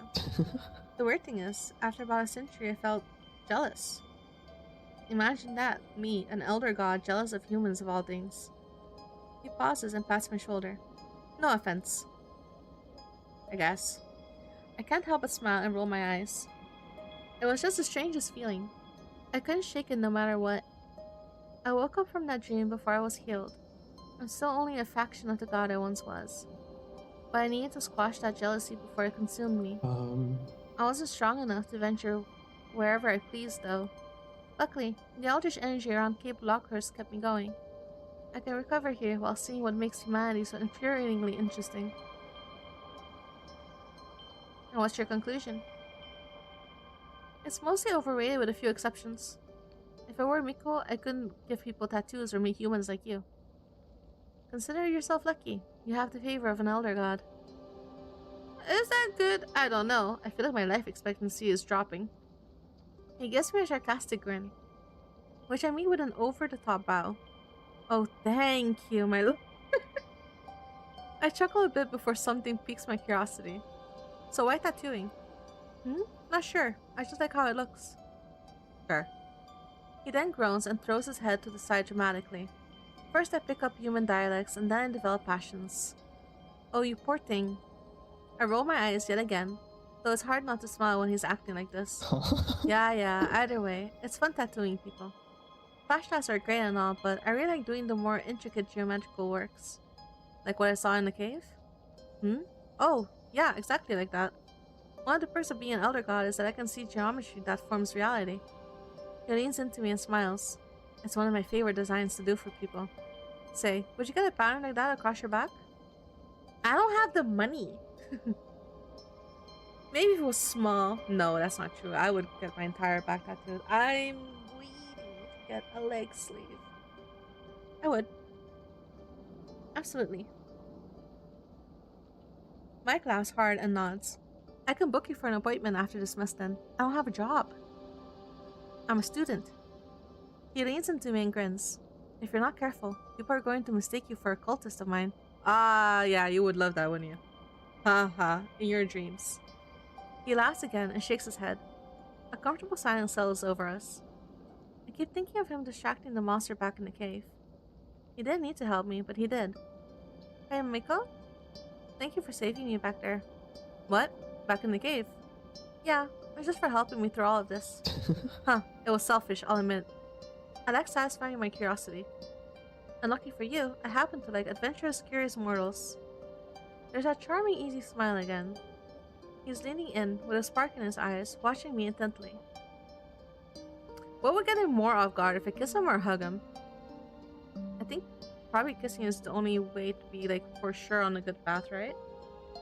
A playful grin tugs at my lips before I quickly pull him close and kiss him. He lets out an audible noise of surprise before leaning in. When I pull back, it looks as if he's still processing what happened. How's that for adventure?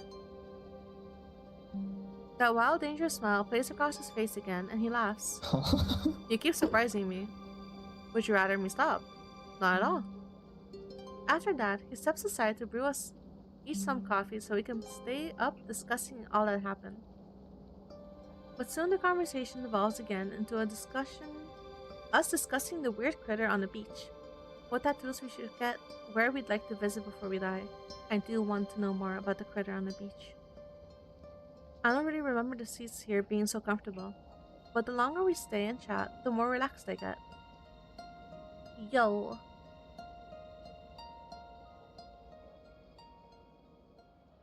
MissKatonik, I missed you. It's been so long. Remember Lockehurst? You should totally come visit me. I'm doing research I want you to see. Ophelia, you need to be here. Come to the cave. You need to witness. My eye. Witness what I will become. Alright. Sweat runs in rivers down my back and I feel ice cold. My back is killing me too. Did I fall asleep on these cheap coffee shop chairs? It looks like Mikel also fell asleep while he was sitting up. He has his head leaned on his arm at the table right next to me. What the hell was that dream? My heart is thundering. I quickly shake Mikel's arm. Mikel, get up. We need to go. 5 more minutes. Mikel! He jostles before yawning and stretching so hard I hear his back crack. How's it been? Morning to you too. Mikel, this is serious. I think we need to go back to the cave. I had a weird dream. He immediately snaps to attention. Ah. Okay, let's go. How's your leg? It was just a nasty scrape. I'll be fine. He offers a large hand, which I take and use to help me stand. Don't be afraid to lean on me, okay? Can't have my favorite human collapsing on me. I give a weak nod as we shuffle out of the coffee shop. Normally, I wouldn't put much stake in dreams, but also I normally wouldn't be dealing with the supernatural. I've made up my mind. I'm going back and I'm not leaving until I have answers. The two of us walk all the way across town back to the cave. Immediately, something's different. The air is buzzing and my hair is standing on end. Mikel almost looks to be in pain. He's wincing and clenching his fist tight. Mikel? Huh? What? Are you good? No, my head hurts the closer we get to the cave. Something's happening in there. We need to go. I frown but ignore my worry for now. We head inside the cave. The tablet glows like it did yesterday and the entrance opens for us. As we thrust forward, I also start feeling strange. My vision blurs and bright spots of color dance across my eyes. I can feel my heart beating irregularly in my chest, almost in time with the strange pulsing glow in the crater. What's going on? As I turn to Mikel, he's standing stock still in the cave behind me. He opens his mouth before nearly falling over. I rush over and catch him just before he does. Mikel? What's wrong? What's happening? The water. It's doing something. The water? I look over my shoulder at the light spilling out of the pit. It's more intense than yesterday. It gives me a headache to stare at, and my heart is beating faster around it. And it seems to be draining Mikel's strength. What are you doing here? Ophelia's voice chimes from the darkness. I whip around and spot her standing at the edge of the cave. Ophelia? You need to tell me what you've been doing, now. I don't know what you mean. Don't do this to me. I found your notes. You had a tablet that opens the space hidden in our room. Did you kill Faust? What are you talking about? You're scaring me. Careful, MissKatonik. You know she's been lying. He leans against the wall, looking weaker by the second. I give a stern nod before turning back to Ophelia. You need to be honest with me. What have you really been doing in Cape Lockehurst? Exactly what I told you. I'm just as confused as you are about this place. It's freaky. I don't know anything about it. Let's leave. She extends a hand out to me. Some part of me wants to leave, to pretend that none of this happened, but it feels impossible to deny what I've seen. MissKatonik, let's go. Don't take her hand. As easy as it would be to believe her at face value, the evidence is overwhelming. Ophelia, you need to start being honest with me. I've already read everything. I know you're doing something bad here. I muster all the conviction I can, but I can't help how my voice shakes slightly. Just tell me. The concern on Ophelia's face drops, replaced by something cold and callous. Fine. Relief and terror hit me in equal measure as she drops the act. It's true that I've been researching, but no, it's not actually the local urchin population. These ruins, this whole town is brimming with energy. It all flows from this cave. And you've been studying it? Extensively. I'm so close to understanding it, so close to being able to test it on myself. And what do you hope to gain from this? I know you've seen who or what people in this town really are. She harshly gestures to Mikel, her eyes wide and frantic. Uncaring gods who love nothing more than to treat humans as playthings. But with what I've found in this cave, I can have power rivaling them. These water mutate organic matter, expanding them beyond the confines of mind and body they were born with. Imagine what I could do with all this power! Mutating humans into new species, controlling the weather, influencing minds! This can't end well, Ophelia. You're smarter than this. Don't stand in my way. I thought you, of all people, would be sympathetic. Both of us are curious. We need to understand the world around us. This entire week, you were investigating this mystery of this town because you wanted to know the truth. You confided in me even when I brushed you off. I know you. You're curious. You want the truth. Imagine the kind of world I could make. Imagine the world we could make if you just trust me. She extended her hand to me again. Let's figure out what new heights we can achieve with this power together. Ophelia.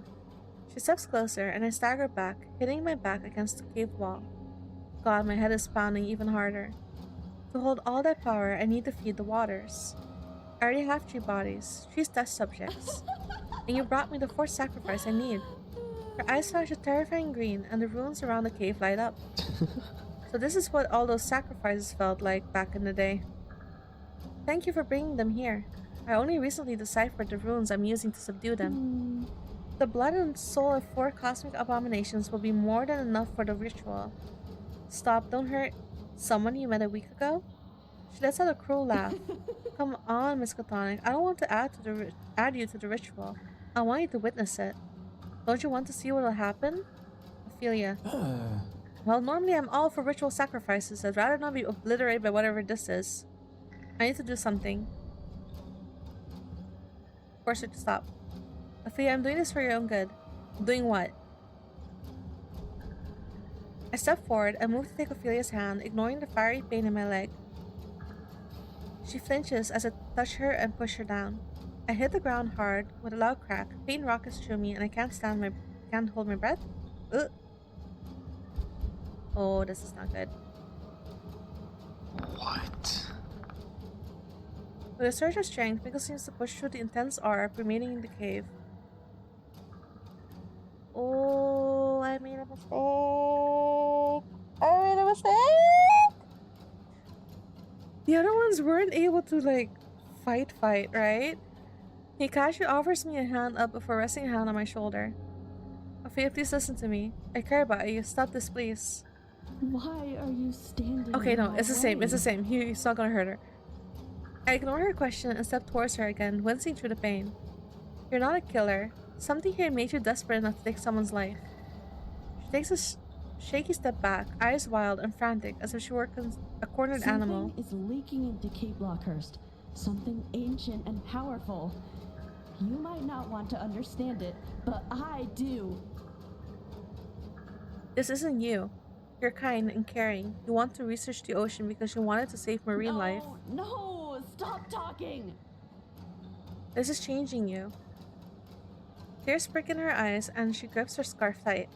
I spent nearly every day this week confiding in you. I told you my worries, my fears about this town. You sat and listened, knowing the whole time you were behind it all. I want to believe that the caring person you are pretending to be is real, somewhere deep down. If you are still that person, you need to stop this. All of my work. Just take a step back and look at yourself. You've always loved learning and trying to understand the unknown. But are you ready to sacrifice your humanity for it?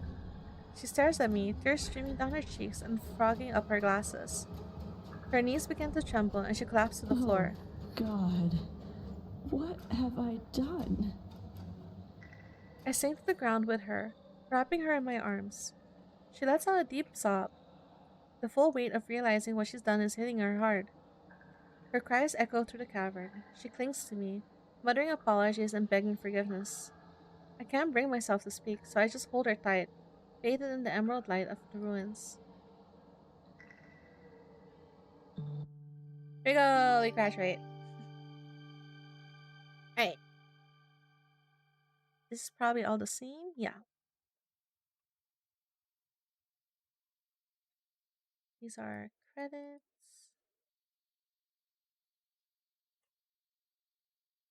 Oh, these are the voice actors. Ah, yes. And credits.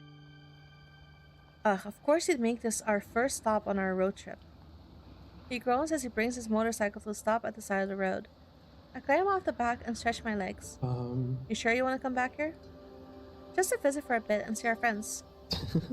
Fine. It's your time off. To show that the royalties from that textbook you wrote won't cover the trip if you take every nostalgic pit stop along the way. I wrote a textbook? Oh, okay. That's new. Do you know how far off course we would be if we went to go visit Ophelia too? The ocean's right there. I don't know which ocean she's at, but we can go. Oh, stop whining, Mikel. Say please. I roll my eyes and slightly shoved him. Rude. Be nice. I'm an eldritch god, remember? Yeah. Then start acting like it. Where's the fun in that? What? He snickers and wraps his arm around me. He's been following me around and acting like this since I left Cape Lockehurst. He's just been following you? Even when I started working as a traveling lecturer, he stayed by my side. He keeps saying he wants to see all the human world has to offer, and I'd be lying if I said I wasn't interested in traveling with him. Oh! A few months ago, he bought a motorcycle so we could take a road trip. He seemed quite rushed about it, but I try not to worry about that. Why? Why is he rushed about it? He leans his face closer to mine, our noses brush each other, and my cheeks burn. How does it feel being a deity's companion? Companion? Would you prefer me to call you my... Oh, I hate this, man. That's worse, like infinitely worse. Fine. How about babe? Better. I disagree, personally. Rude. Ugh, and I thought I was hard to please. He chuckles before leaning in and giving me a surprisingly tender kiss. The embrace lasts a longer time than I expected. Why are you kicking your feet? When he pulls away, I frown some more. What's wrong? Huh? Wrong? Nothing's wrong. Mikel, tell me the truth. Fine. I'm not going to be here for much longer. Oh. In Lockehurst? No. Oh my god. PhD. Brain of a clamfish. No, as in I'm not going to be able to be Mikel much longer. I can feel it deep down. I'm growing tired. Sometime soon, I'm going to need to return to the depths again and rest. Oh. But we just started living our lives. Isn't there anything we can do about it? He laughs and brushes the hair from my face. You forget, I'm a god. I'll find my way back to you, even if I need to tear the world apart to do it. I'm gonna age. That's an adventure for tomorrow, though. Tonight, let's live it up in Lockehurst. I'm going to age. I'm going to die. I'm gonna die while he's napping. Okay, fine. That's sweet. Aww. You won't take me to the sea?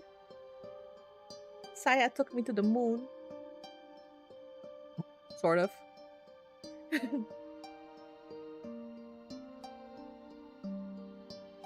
What are you laughing about? I got to go to the moon. Which just reminds me of freaking... My partner and I were talking about Cyberpunk. And how in Edge Runners, the like the girls on the moon, like at the end of it, and like she's the sad bitch on the moon. And then if you play the Cyberpunk DLC, spoiler, there's gonna be another sad bitch on the moon. So when she mentioned like, yeah, I'll take you to the moon, I'm like, ah, yes, great, I got to be the sad bitch on the moon. True, Sarah takes it to, right? This guy.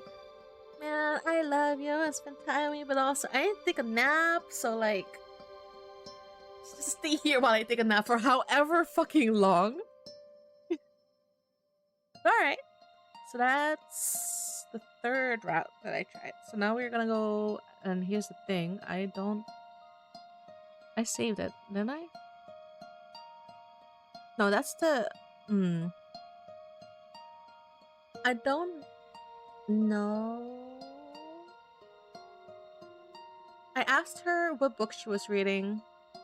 I helped her to put the newspaper article together. So I think I should be fine if I pick up here. No, I wouldn't be fine if I picked up here because I also...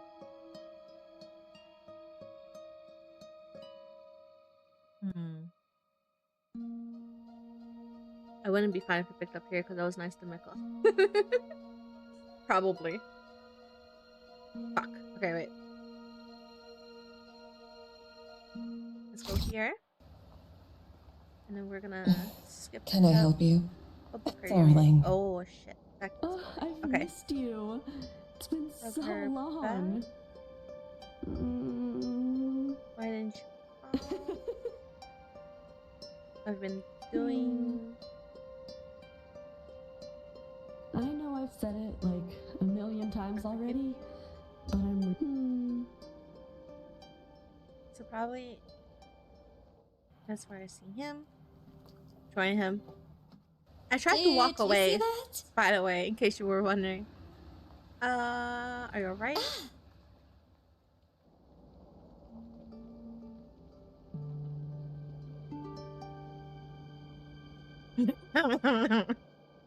It's good that you know what I'm talking about. Thank you. Was it by 5 minutes? Well, okay. Welcome to Providence Pours. What can I get for you? I don't want to be mean, How's it been? though. Can I get my order? Oh no, it's the first time I took that choice. I just want my order. Alright. He seems to quickly lose interest in me and return to his job. With that, Mikel glides away to start preparing my order. As I'm about to go sit down, he throws a question over his shoulder. Or braces the cape lock on her. Oh no. I didn't mean to be that mean. I didn't think that was gonna be. He's so dry. I'll still buy for sure. My name's Mikel, by the way. Mikel Javier Ordonez. See, he's haunting me for my choices. Okay. I get to go to all of them, so... karaoke's not fun. Pet the dogs, because at this point I don't know yet what the dogs are. Great farm. Ah. Hello. Oh, well, thank you. It's peaceful. Oh no, the goats. Oh no, the goats. I'll sound far away next time. Alright, now we go to the library. I'm pretty sure here I just have to help her. Sure thing. Darling. Oh no, the goats. And just like that, they went. Okay. So I think. Aha, right. And then I have to pick this one. Reading at the library. I'm nothing if not predictable. Fuck. The fuck do you mean? Curling up in a cozy little corner reading about history and mythology is certainly my happy place. Let's not look at the books in the background. Curling up, yeah. It also helped that Angelique was there. As I reflect on the day, I fall back into my bed and let my aching body rest for a moment. I make the mistake of letting my eyes close. And before I know it, I'm woken up by a crash. Ah yes, the fisherman dying. You know, I realized I'd never actually left this guy. I was really trying to help him in every single round. Oh no. No! What are you doing out here? You weren't in the room when I got back. I was so worried. I'm back in my bed. My head's killing me. I'm serious. Aw, sit right there, my sleepy friend. Ophelia will be back with a bountiful feast. The beach is entirely empty. Check all of them, doesn't. Do not be afraid. Communicate. This one. You know, normally people see this handsome face. Oh yeah. What? This Huh? one, that one. Yes. What the? There's no way to know. I don't want any of them to You be heard mad me. at me for If I'm suspecting a suspect, I them, want though. to clear my name. Fine, I'm keeping an eye on you, though. Okay. Angelique? What's I'm going telling on you out the there? truth. Rude. Whoa.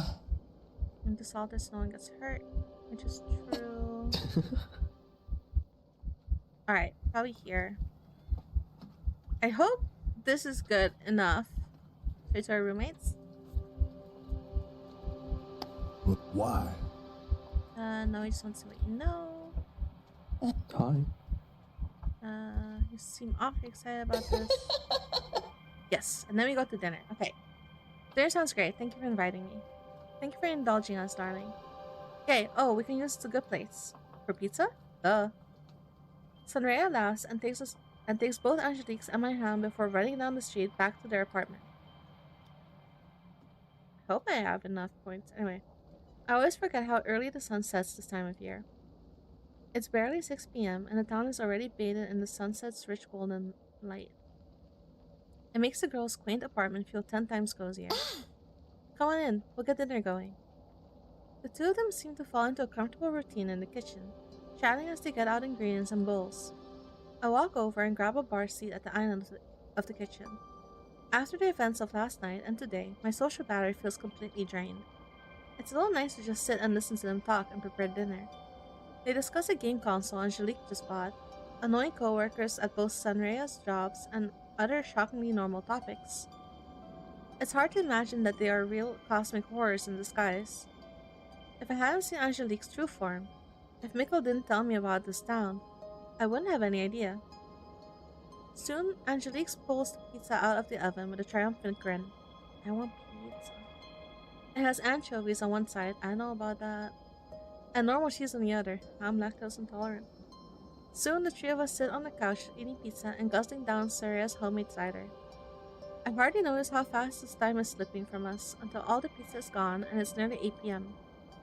Sunraya stands and stretches. Alright, I'm gonna go head out. It's karaoke night, and I promised the bartender I'd be there. Hey! Wanna come this time, Angelique?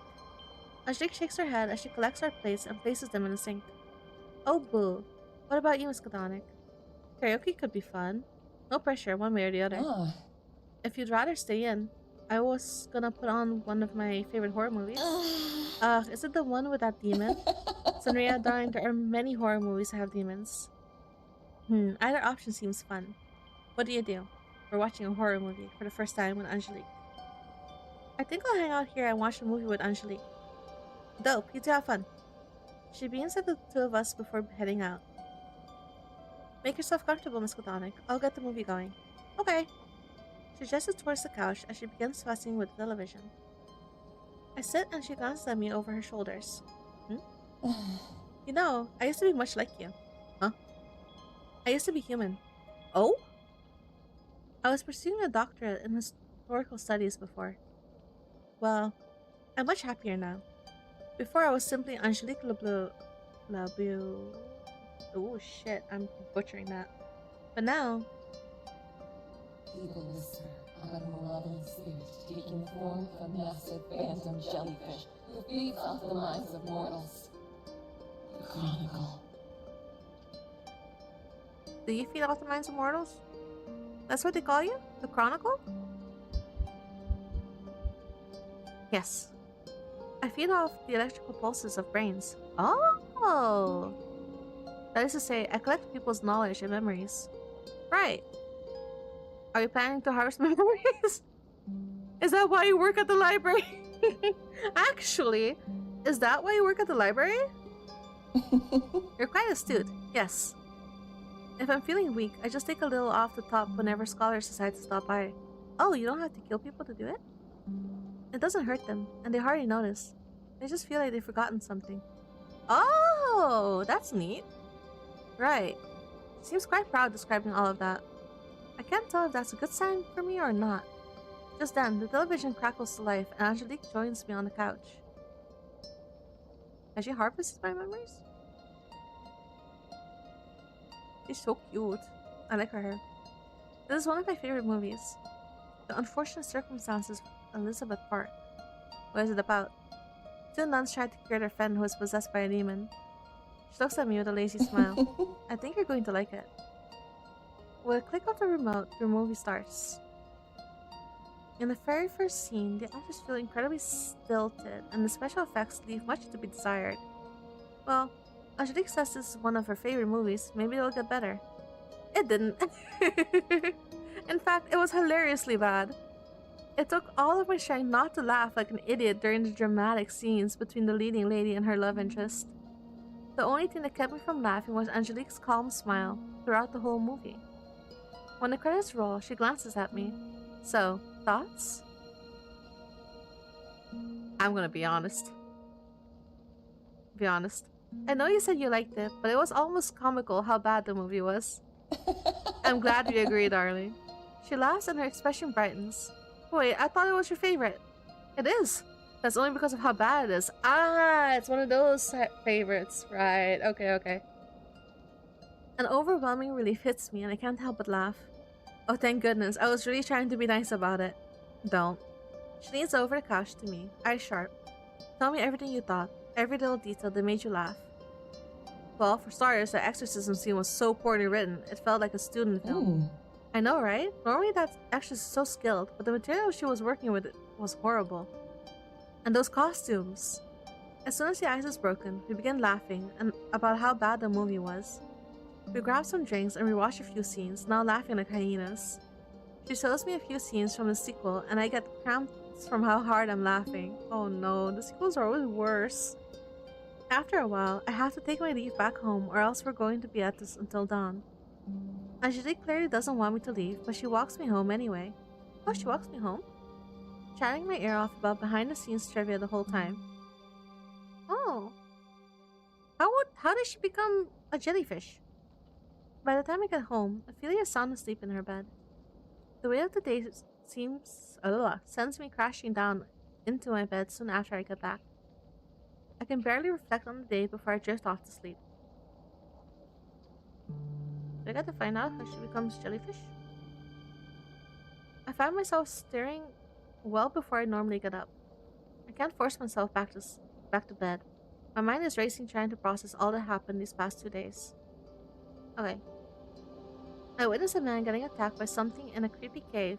All of the cute people in town are monsters, and I'm working with them to investigate a supernatural murder. To make matters worse, whatever killed that man knew my name. It called to me. I pry myself out of bed and get ready to go to Providence Force when Ophelia shifts in her bed. You're up early? Sorry, did I wake you? She shakes her head and yawns. Where are you going? She's so busy with her research, I don't want to worry her. Should I tell her the truth? Yes. I'm investigating what happened to me 2 nights ago. I wasn't sleepwalking. I need to figure out who or what hurt that man. That sounds dangerous. Just be safe, okay? I will. And this is probably all the same, right? Well, hello there. Ah, right. Fine. He's gonna show me. Go ahead and show me. Gothrud the Conqueror was a warrior, a god of violence and bloodshed. I am not that man anymore. But whether I like it or not, he's a part of me.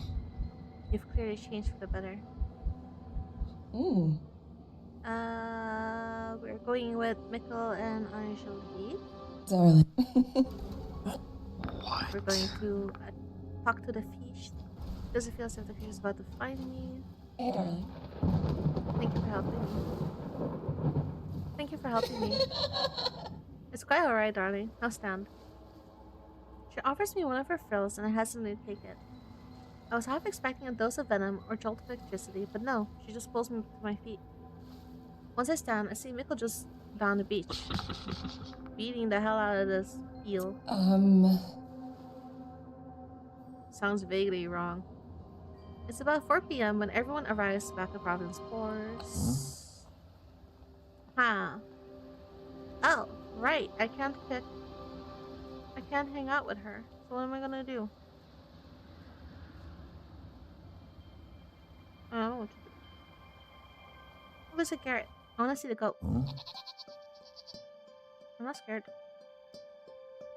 You remember who won that neck decorating contest?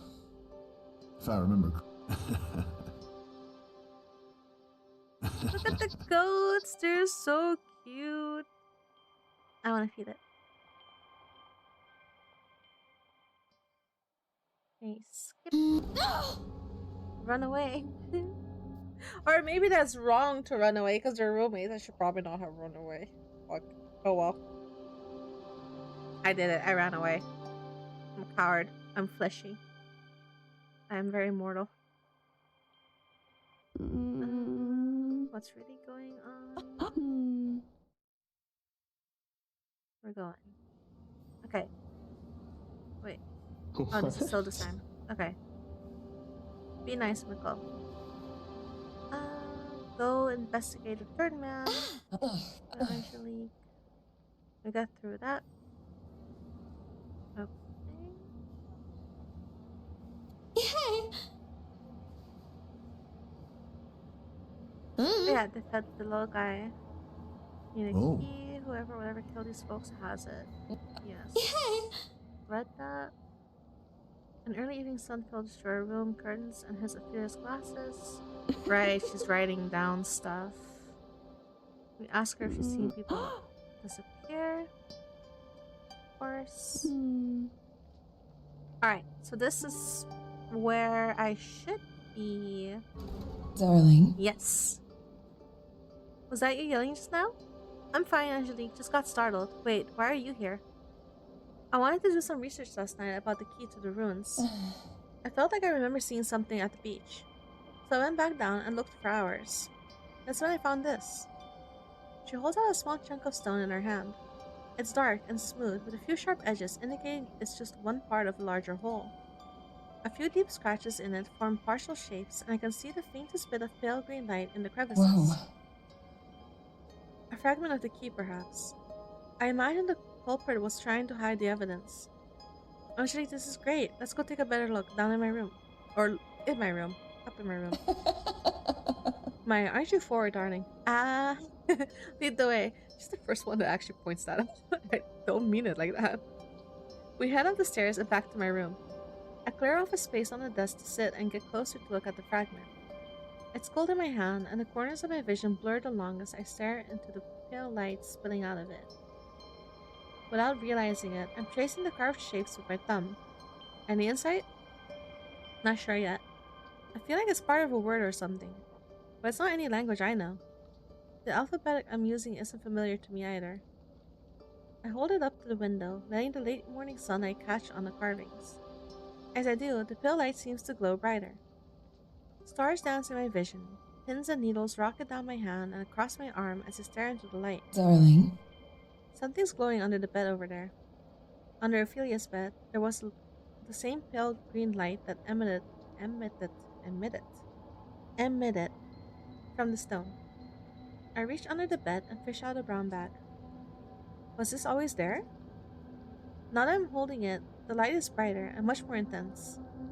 It almost burns my eyes a bit, and I have to squint. I hesitantly open the bag. The stone fragment shoots from my hand and straight into the bag, clattering against several similar-looking pieces. Here's the rest of it. It matches the runes perfectly. This has to be the key that opens them. Why does Ophelia have it?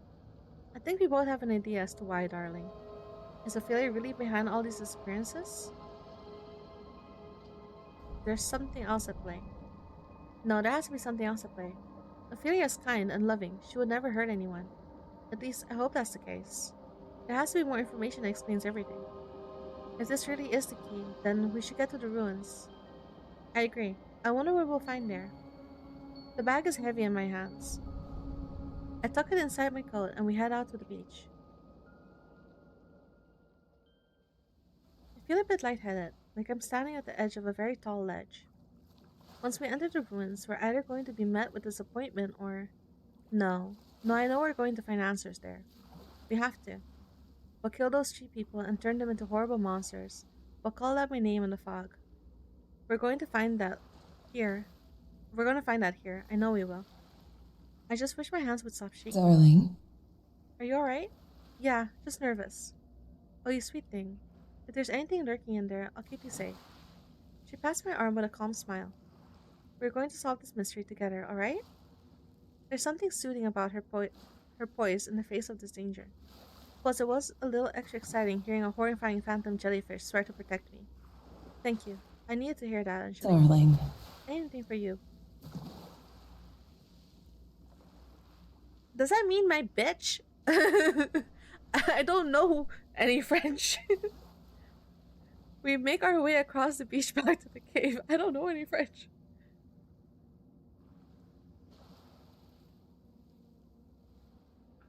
The talent fragments are heating up in my hands.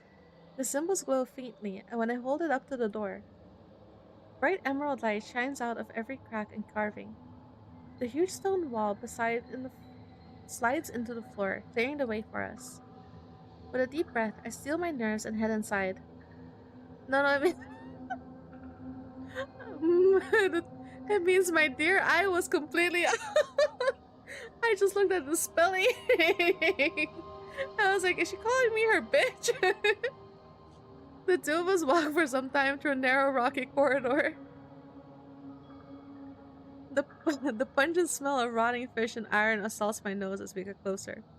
Soon the corridor opens up in an enormous cavern. It's exactly like I remember, but this time I actually have the presence of mind to get a good look around.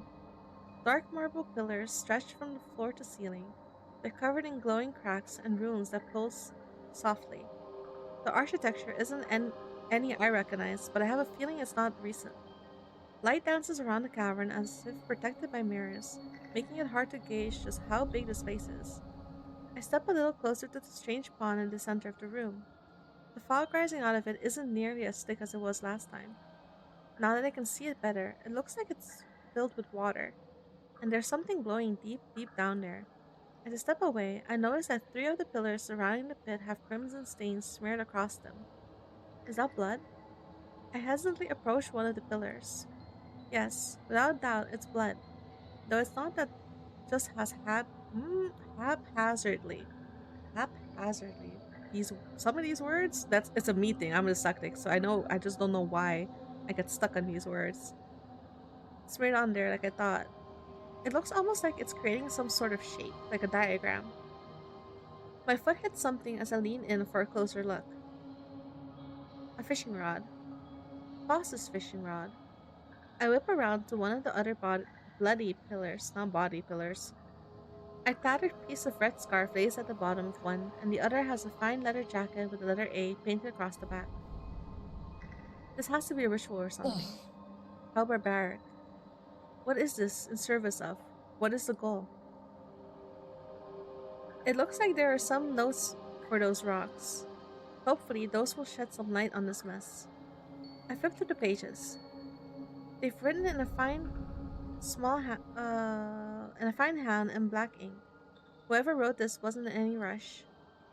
The first couple pages are filled with detailed descriptions of the cave's measurements, the water pH, and the alien language lining the floors and pillars. There are a few sections that catch my eye. What should I read next?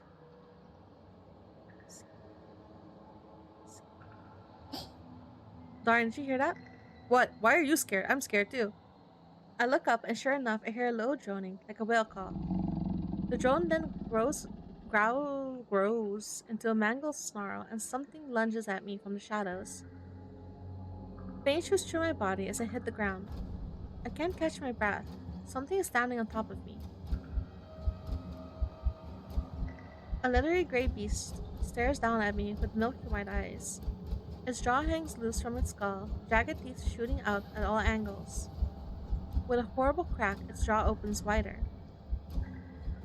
The sound doesn't come from its mouth, it's everywhere, worming its way through my head. Ah! That's my human. Ah, yes, I am the human of the jellyfish. A tremendous force impacts the beast, pinning me down and slams it against one of the pillars.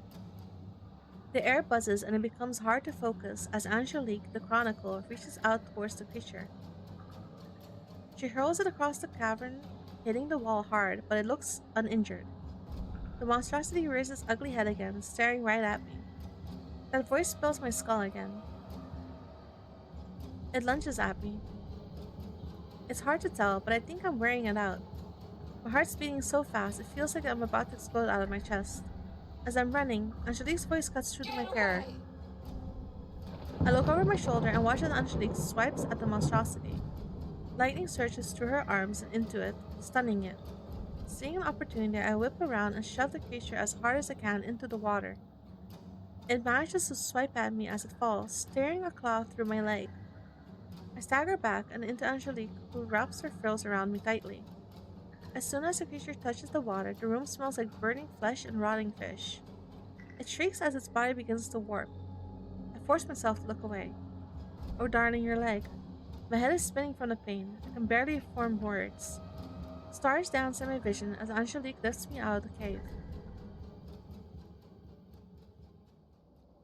The calm quiet of the library after hours was beyond refreshing. Angelique found a lounge chair for me to settle into and an ottoman to prop my leg on. She kept the lights dim, which makes me want to fall asleep. The only reason I'm awake is the dull pain in my leg. Luckily, the wound isn't too deep. I just need to wait for the pain medication to kick in. Angelique hasn't left my side for the past hour, except to get bandages for my leg and to check if Ophelia returned to the bed and breakfast yet. According to the owner, she hasn't been there since this morning. I wonder what she could be up to. Nothing good. I still don't understand why she's doing this. I mean, I know what her papers said, but this is so unlike her. Humans, we do strange things when we're pursuing forbidden knowledge. Speaking of... Oh yeah, that's right. You said you used to be human. Ah, Yes, some time ago. Perhaps half a century? Oh. She sits next to me and leans in. I can smell her perfume. Bergamot, rose, and jasmine. darling. Care to hear the story? Sounds like a good way to pass the time while I recover. Alright, well, I was about to get my doctorate in historical studies. Much like you, I was quite curious. A voracious reader, never satisfied with the knowledge I currently had. I always needed to be learning more. Sometime before I finished my doctorate, I took a vacation to Massachusetts to visit my family. They lived on a beach. I loved swimming there. The currents were strong one day, and I was swimming too far out from shore. I began trying to swim back when I felt this horrible pain in my thigh. There was this jellyfish. I didn't know it at the time, but it was a lion's mane. Oh! Not particularly venomous, but quite painful. She looks away and takes a deep breath. I can't imagine this as a pleasant memory. I reach forward and give her hand a tight squeeze. She glances back at me and smiles softly. It was quite unlucky. Too far from shore, too panicked from the pain. I died that day. Oh? And the last thing I remember was anger. I had so much left to do in life, so much left to learn. Something heard that anguish and it reached out to me. Her eyes glisten a bit as she takes a deep breath. I've never seen her this nervous. Was this the first time she's told this story to someone? I woke up on the beach, but my body was changed. You've seen me, the real me. It's ironic that I take the form of the creature that caused my demise. I was terrifying at first, but then I felt like I was starving. The last thought I had before meeting my mortal end was that I had to keep learning more. Whatever it was that granted me the second chance twisted that into a curse of sorts. I need to feed on memories, on knowledge, to live. Hence my title, The Chronicle. At first it was quite difficult to get by, especially since I could not disguise myself. which is why I came to Cape Lockehurst. Something here allows me to assume my former identity, to hide amongst humans. I see. What's it like feeding on memories? Ah, Quite exciting. Every piece of information I consume is forever stored in my mind. Wow. She flashes me a dangerous smile. I've seen so much throughout communicating with other minds. Memories others can barely recall, I can remember in perfect clarity if I absorb them.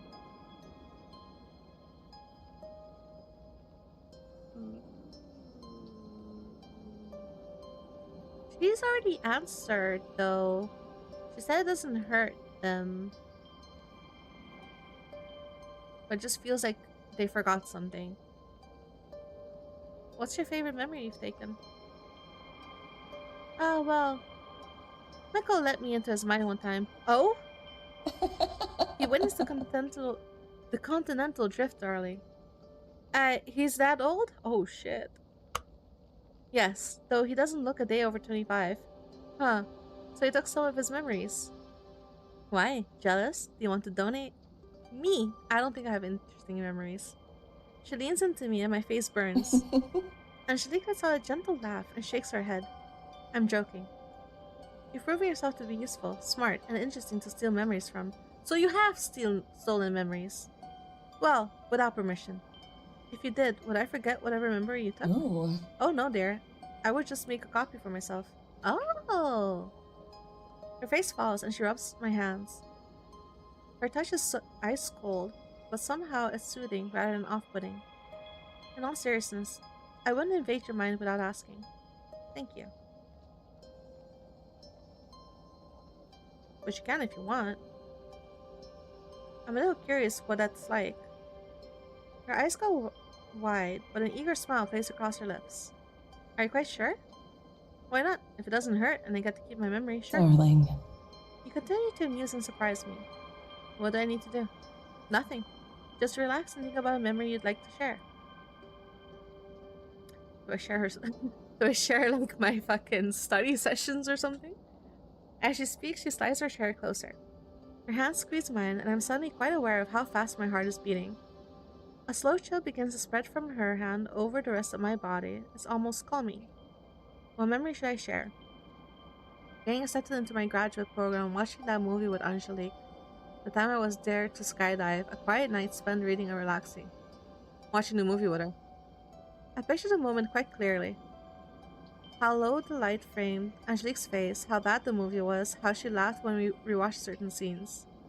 It was a moment of normalcy in this strange week. Now keep focusing. The cold begins to spread throughout my body. The feeling becomes quite soothing, and I find my mind slipping far away from the pain and confusion of today, leaving me to only think about the memory I chose. As I'm focusing on that memory, I feel another presence in it. Angelique. It's as if Angelique is there with me, witnessing what I experienced alongside me. Our minds are tangling together. It's as if I can feel her reactions to my memories. She's amused, curious, pleased, and then, as quick as the feeling came, our mind unwind from each other and she's gone. I blink hard and look at Angelique, who is smiling. Feeling alright? Darling. Yeah, it was weird. So I've been told. Thank you for sharing. Very few choose to do so. Of course, I was curious about it, so win-win.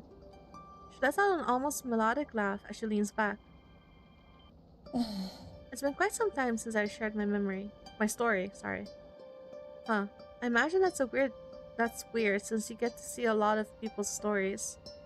I never thought about it like that. I admit, I'm jealous of you. Huh? Why? You and I are both scholars, but you're able to travel wherever you like. I'm bound to Cape Lockehurst, unless I want to abandon my human alias forever. Oh. Oh, right. I do wish I could have finished my studies. I wish I could follow you back to your classes and listen in on what you're learning. While I wouldn't give up my new abilities for anything, I found myself yearning for a simpler life. I'm sure we could find a way to get that for you. I mean, we're dealing with strange magic. I can't believe that it'd be impossible to help you maintain your human form outside of Lockehurst. Darling. You're quite sweet, darling. Your smile is softer now. And maybe you're right. If that were the case, I can imagine us staying up late into the night studying together, preparing for lectures, debating old books. You study folklore, and And anthropology, yes? We would probably have many long conversations about human civilization. She closes her eyes, lost in thought. A wistful smile plays across her face. All the human things that feel so distant, I could have them again. And I wouldn't have to be in this small town anymore. She opens her eyes and glances back to me. I can't help but picture going back to university with Angelique. Spending time together, watching terrible movies in theaters, going to lectures, complaining about life over coffee. Things that seem so normal to me, but must feel like rare treats to her. She's stuck in Lockehurst, being forced to adapt to a new life, one that doesn't prioritize the small comforts of humanity. I want to help her find those little moments of humanity again. Shit, I should have shown her my graduation, or studying, or something. We can find a way, Angelique. Both of us are smart. Besides, I'd like to have another person to geek out with back home. She laughs, her icy eyes glittering with like pearls, and her pale cheeks are now bright pink. Darling, you're far too sweet. She watches me with a fond smile, and my ears are burning. The moment feels electric, and I give into it. I lean into her and give her a soft kiss. Sparks, literal sparks, dance between our lips. I got electrocuted. When I pull back, Angelique is smiling, though her eyes are wide with surprise. You're also sweet. Aren't you clever? She laughs and reaches out a hand to cup my cheek before drawing me in for another quick kiss. But do let me sweep you off your feet next time. My cheeks feel like they're about to catch on fire, and I just nod. After that, Angelique grabs a few old books from us to flip through as I wait for the pain in my leg to subside. The night is quiet, save for the electric hum of our reading lamp, the shuffle of pages turning, and us occasionally chatting about whatever we were reading. That's very nice. Oh boy, right, the dream. I forgot about the dream. MissKatonik, I missed you. It's been so long. Remember Lockehurst? Lockehurst, sorry. Why am I saying Lockehurst? You should totally come visit me. I'm doing research. I want you to see. Ophelia, you need to be here. Come to the cave. You need to witness. Witness what I will become. My eye. Sweat runs in rivers down my back, and I feel ice cold. Did I fall asleep in the library? There's a gentle weight on my body. It looks like Angelique put a blanket on me at some point in the night. She's fast asleep in the chair next to mine. What the hell was that dream? My heart is thundering. I quickly shake Angelique's arm. Angelique, get up. We need to go. Huh? She stirs some before prying herself from the comfortable confines of the lounge chairs. Darling. What's wrong? We need to go back to the cave. I had a weird dream. The daze immediately lifts from her eyes. Right. How's your leg? It's fine. It was just a nasty scrape. Good. Now, if I know anything about Lockehurst, it's that prophetic dreams are never a good sign. Oh, great! Let's go, darling. I give a weak nod as she helps me out of the chair. It's a good thing I didn't, take her out first. I would have been very uncomfortable going into the cave again. Normally, I wouldn't put much stake in dreams, but also, I normally wouldn't be dealing with the supernatural. I've made up my mind. I'm going back, and I'm not leaving until I have answers. Two of us walk all the way across town back to the cave. Immediately, something's different. The air is buzzing and my hair is standing on end. Angelique's hands are trembling and her eyes keep darting around. Angelique? Darling. What's wrong? Not sure. It's hard to concentrate for some reason. Don't worry about it. Let's go. I frown, but ignore my worry for now. We head inside the cave. The tablet glows like it did yesterday, and the entrance opens for us. As we trudge forward, I also start feeling strange. My vision blurs and bright spots of color dance across my eyes. I can feel my heart beating irregularly in my chest, almost in time with the strange pulsing glow in the crater. What's going on? As I turn to Angelique, she's leaning against the rock and wiping her face. Something's messing with my head. Memories are... She lets out a cry of pain and grips her temples. Angelique? I rush to her side and do my best to support her. What's wrong? What's happening? The water. The water? I look over my shoulder at the light spilling out of the pit. It's more intense than yesterday. It gives me a headache to stare at, and my heart is beating faster around it. And it seems to be draining Angelique's strength. What are you doing here? Ophelia's voice shines from the darkness. I whip around and spot her standing at the edge of the cave. Ophelia, you need to tell me what you've been doing, now. I don't know what you Mm, mean. Don't do this to me. I found your notes. You had the tablet that opens the space hidden in our bedroom, in our room. Did you kill what are Faust? you talking about? You're scaring me. Careful, darling. She leans against the wall, looking weaker by the second. I give a stern nod before turning back to Ophelia. You need to be honest with me. What have you really been doing in Cape Lockehurst? Ah! Exactly what I told you. I'm just as Mm, confused as you are about this place. It's freaky. I don't know anything about it. Let's leave. She extends a hand out to me. Some part of me wants to leave, to pretend that none of this happened, but it feels impossible to deny what I've seen. Let's go. Don't.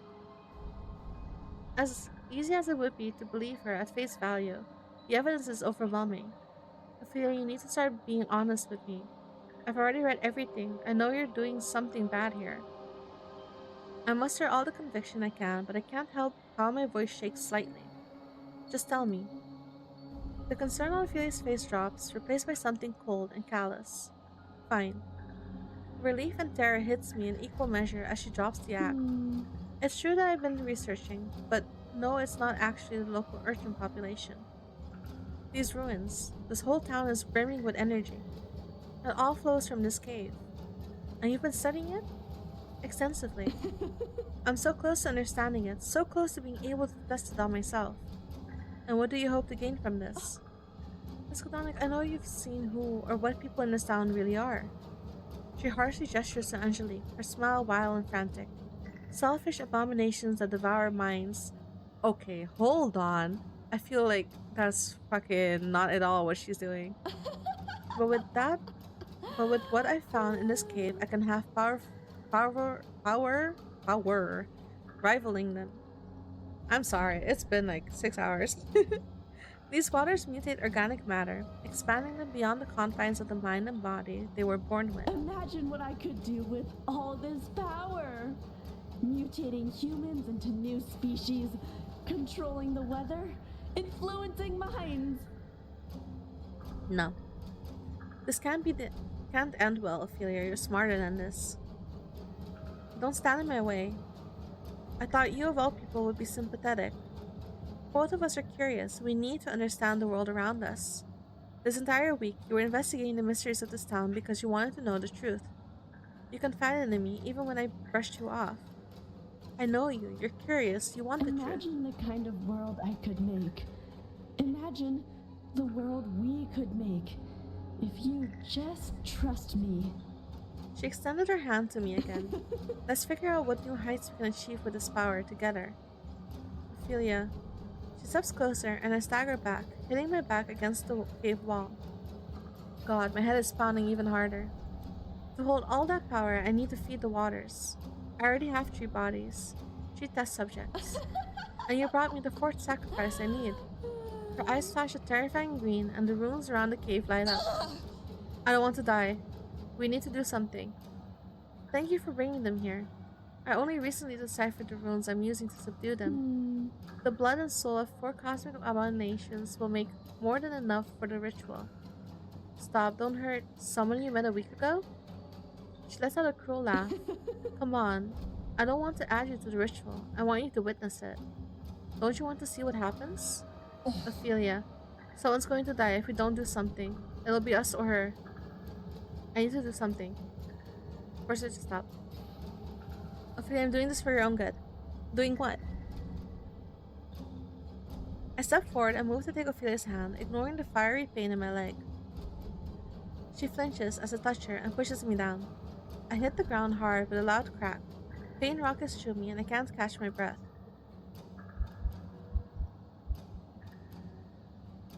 MissKatonik. Okay. With a surge of strength, Angelique seems to push through the intense aura permeating the cave.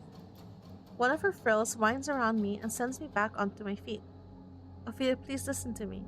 I care about you. Stop this, please. Why are you standing in my way? I ignore her question and step towards her again, wincing through the pain. You're not a killer. Something here made you desperate enough to take someone's life. She takes a shaking step back, eyes wild and frantic, as if she were a cornered animal. Something is leaking into Cape Lockehurst. Something ancient and powerful. You might not want to understand it, but I do. No, Ophelia, this isn't you. You're kind and caring. You wanted to research the ocean because you wanted to save marine life. No, stop talking! This is changing you. Tears prick in her eyes and she grips her scarf tight. I spent nearly every day this week confiding in you. I told you my worries, my fears about this town. You sat and listened knowing the whole time you were behind it all. I want to believe that the caring person you were pretending to be is real, somewhere deep down. If you're still that person, you need to stop this.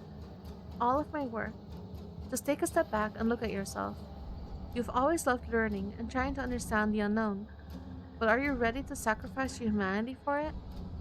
She stares at me, tears streaming down her cheeks and fogging up her glasses. I just realized this is like 3 scholars in one room.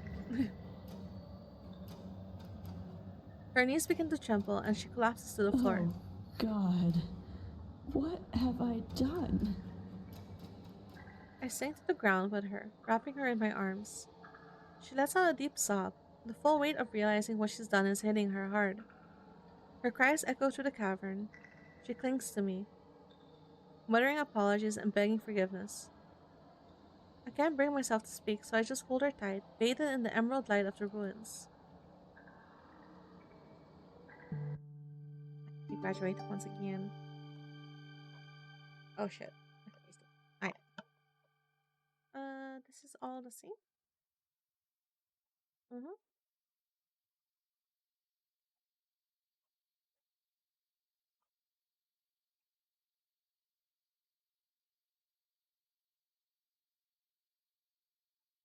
Alright.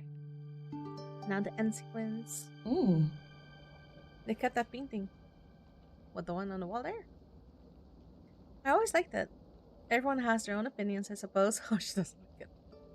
Angelique laughs before inspecting the rest of the library. It's been a year since we've last been in Cape Lockehurst, and nothing's changed. The streets, the shops, the library. It's almost nice to come back to something so familiar after traveling so much.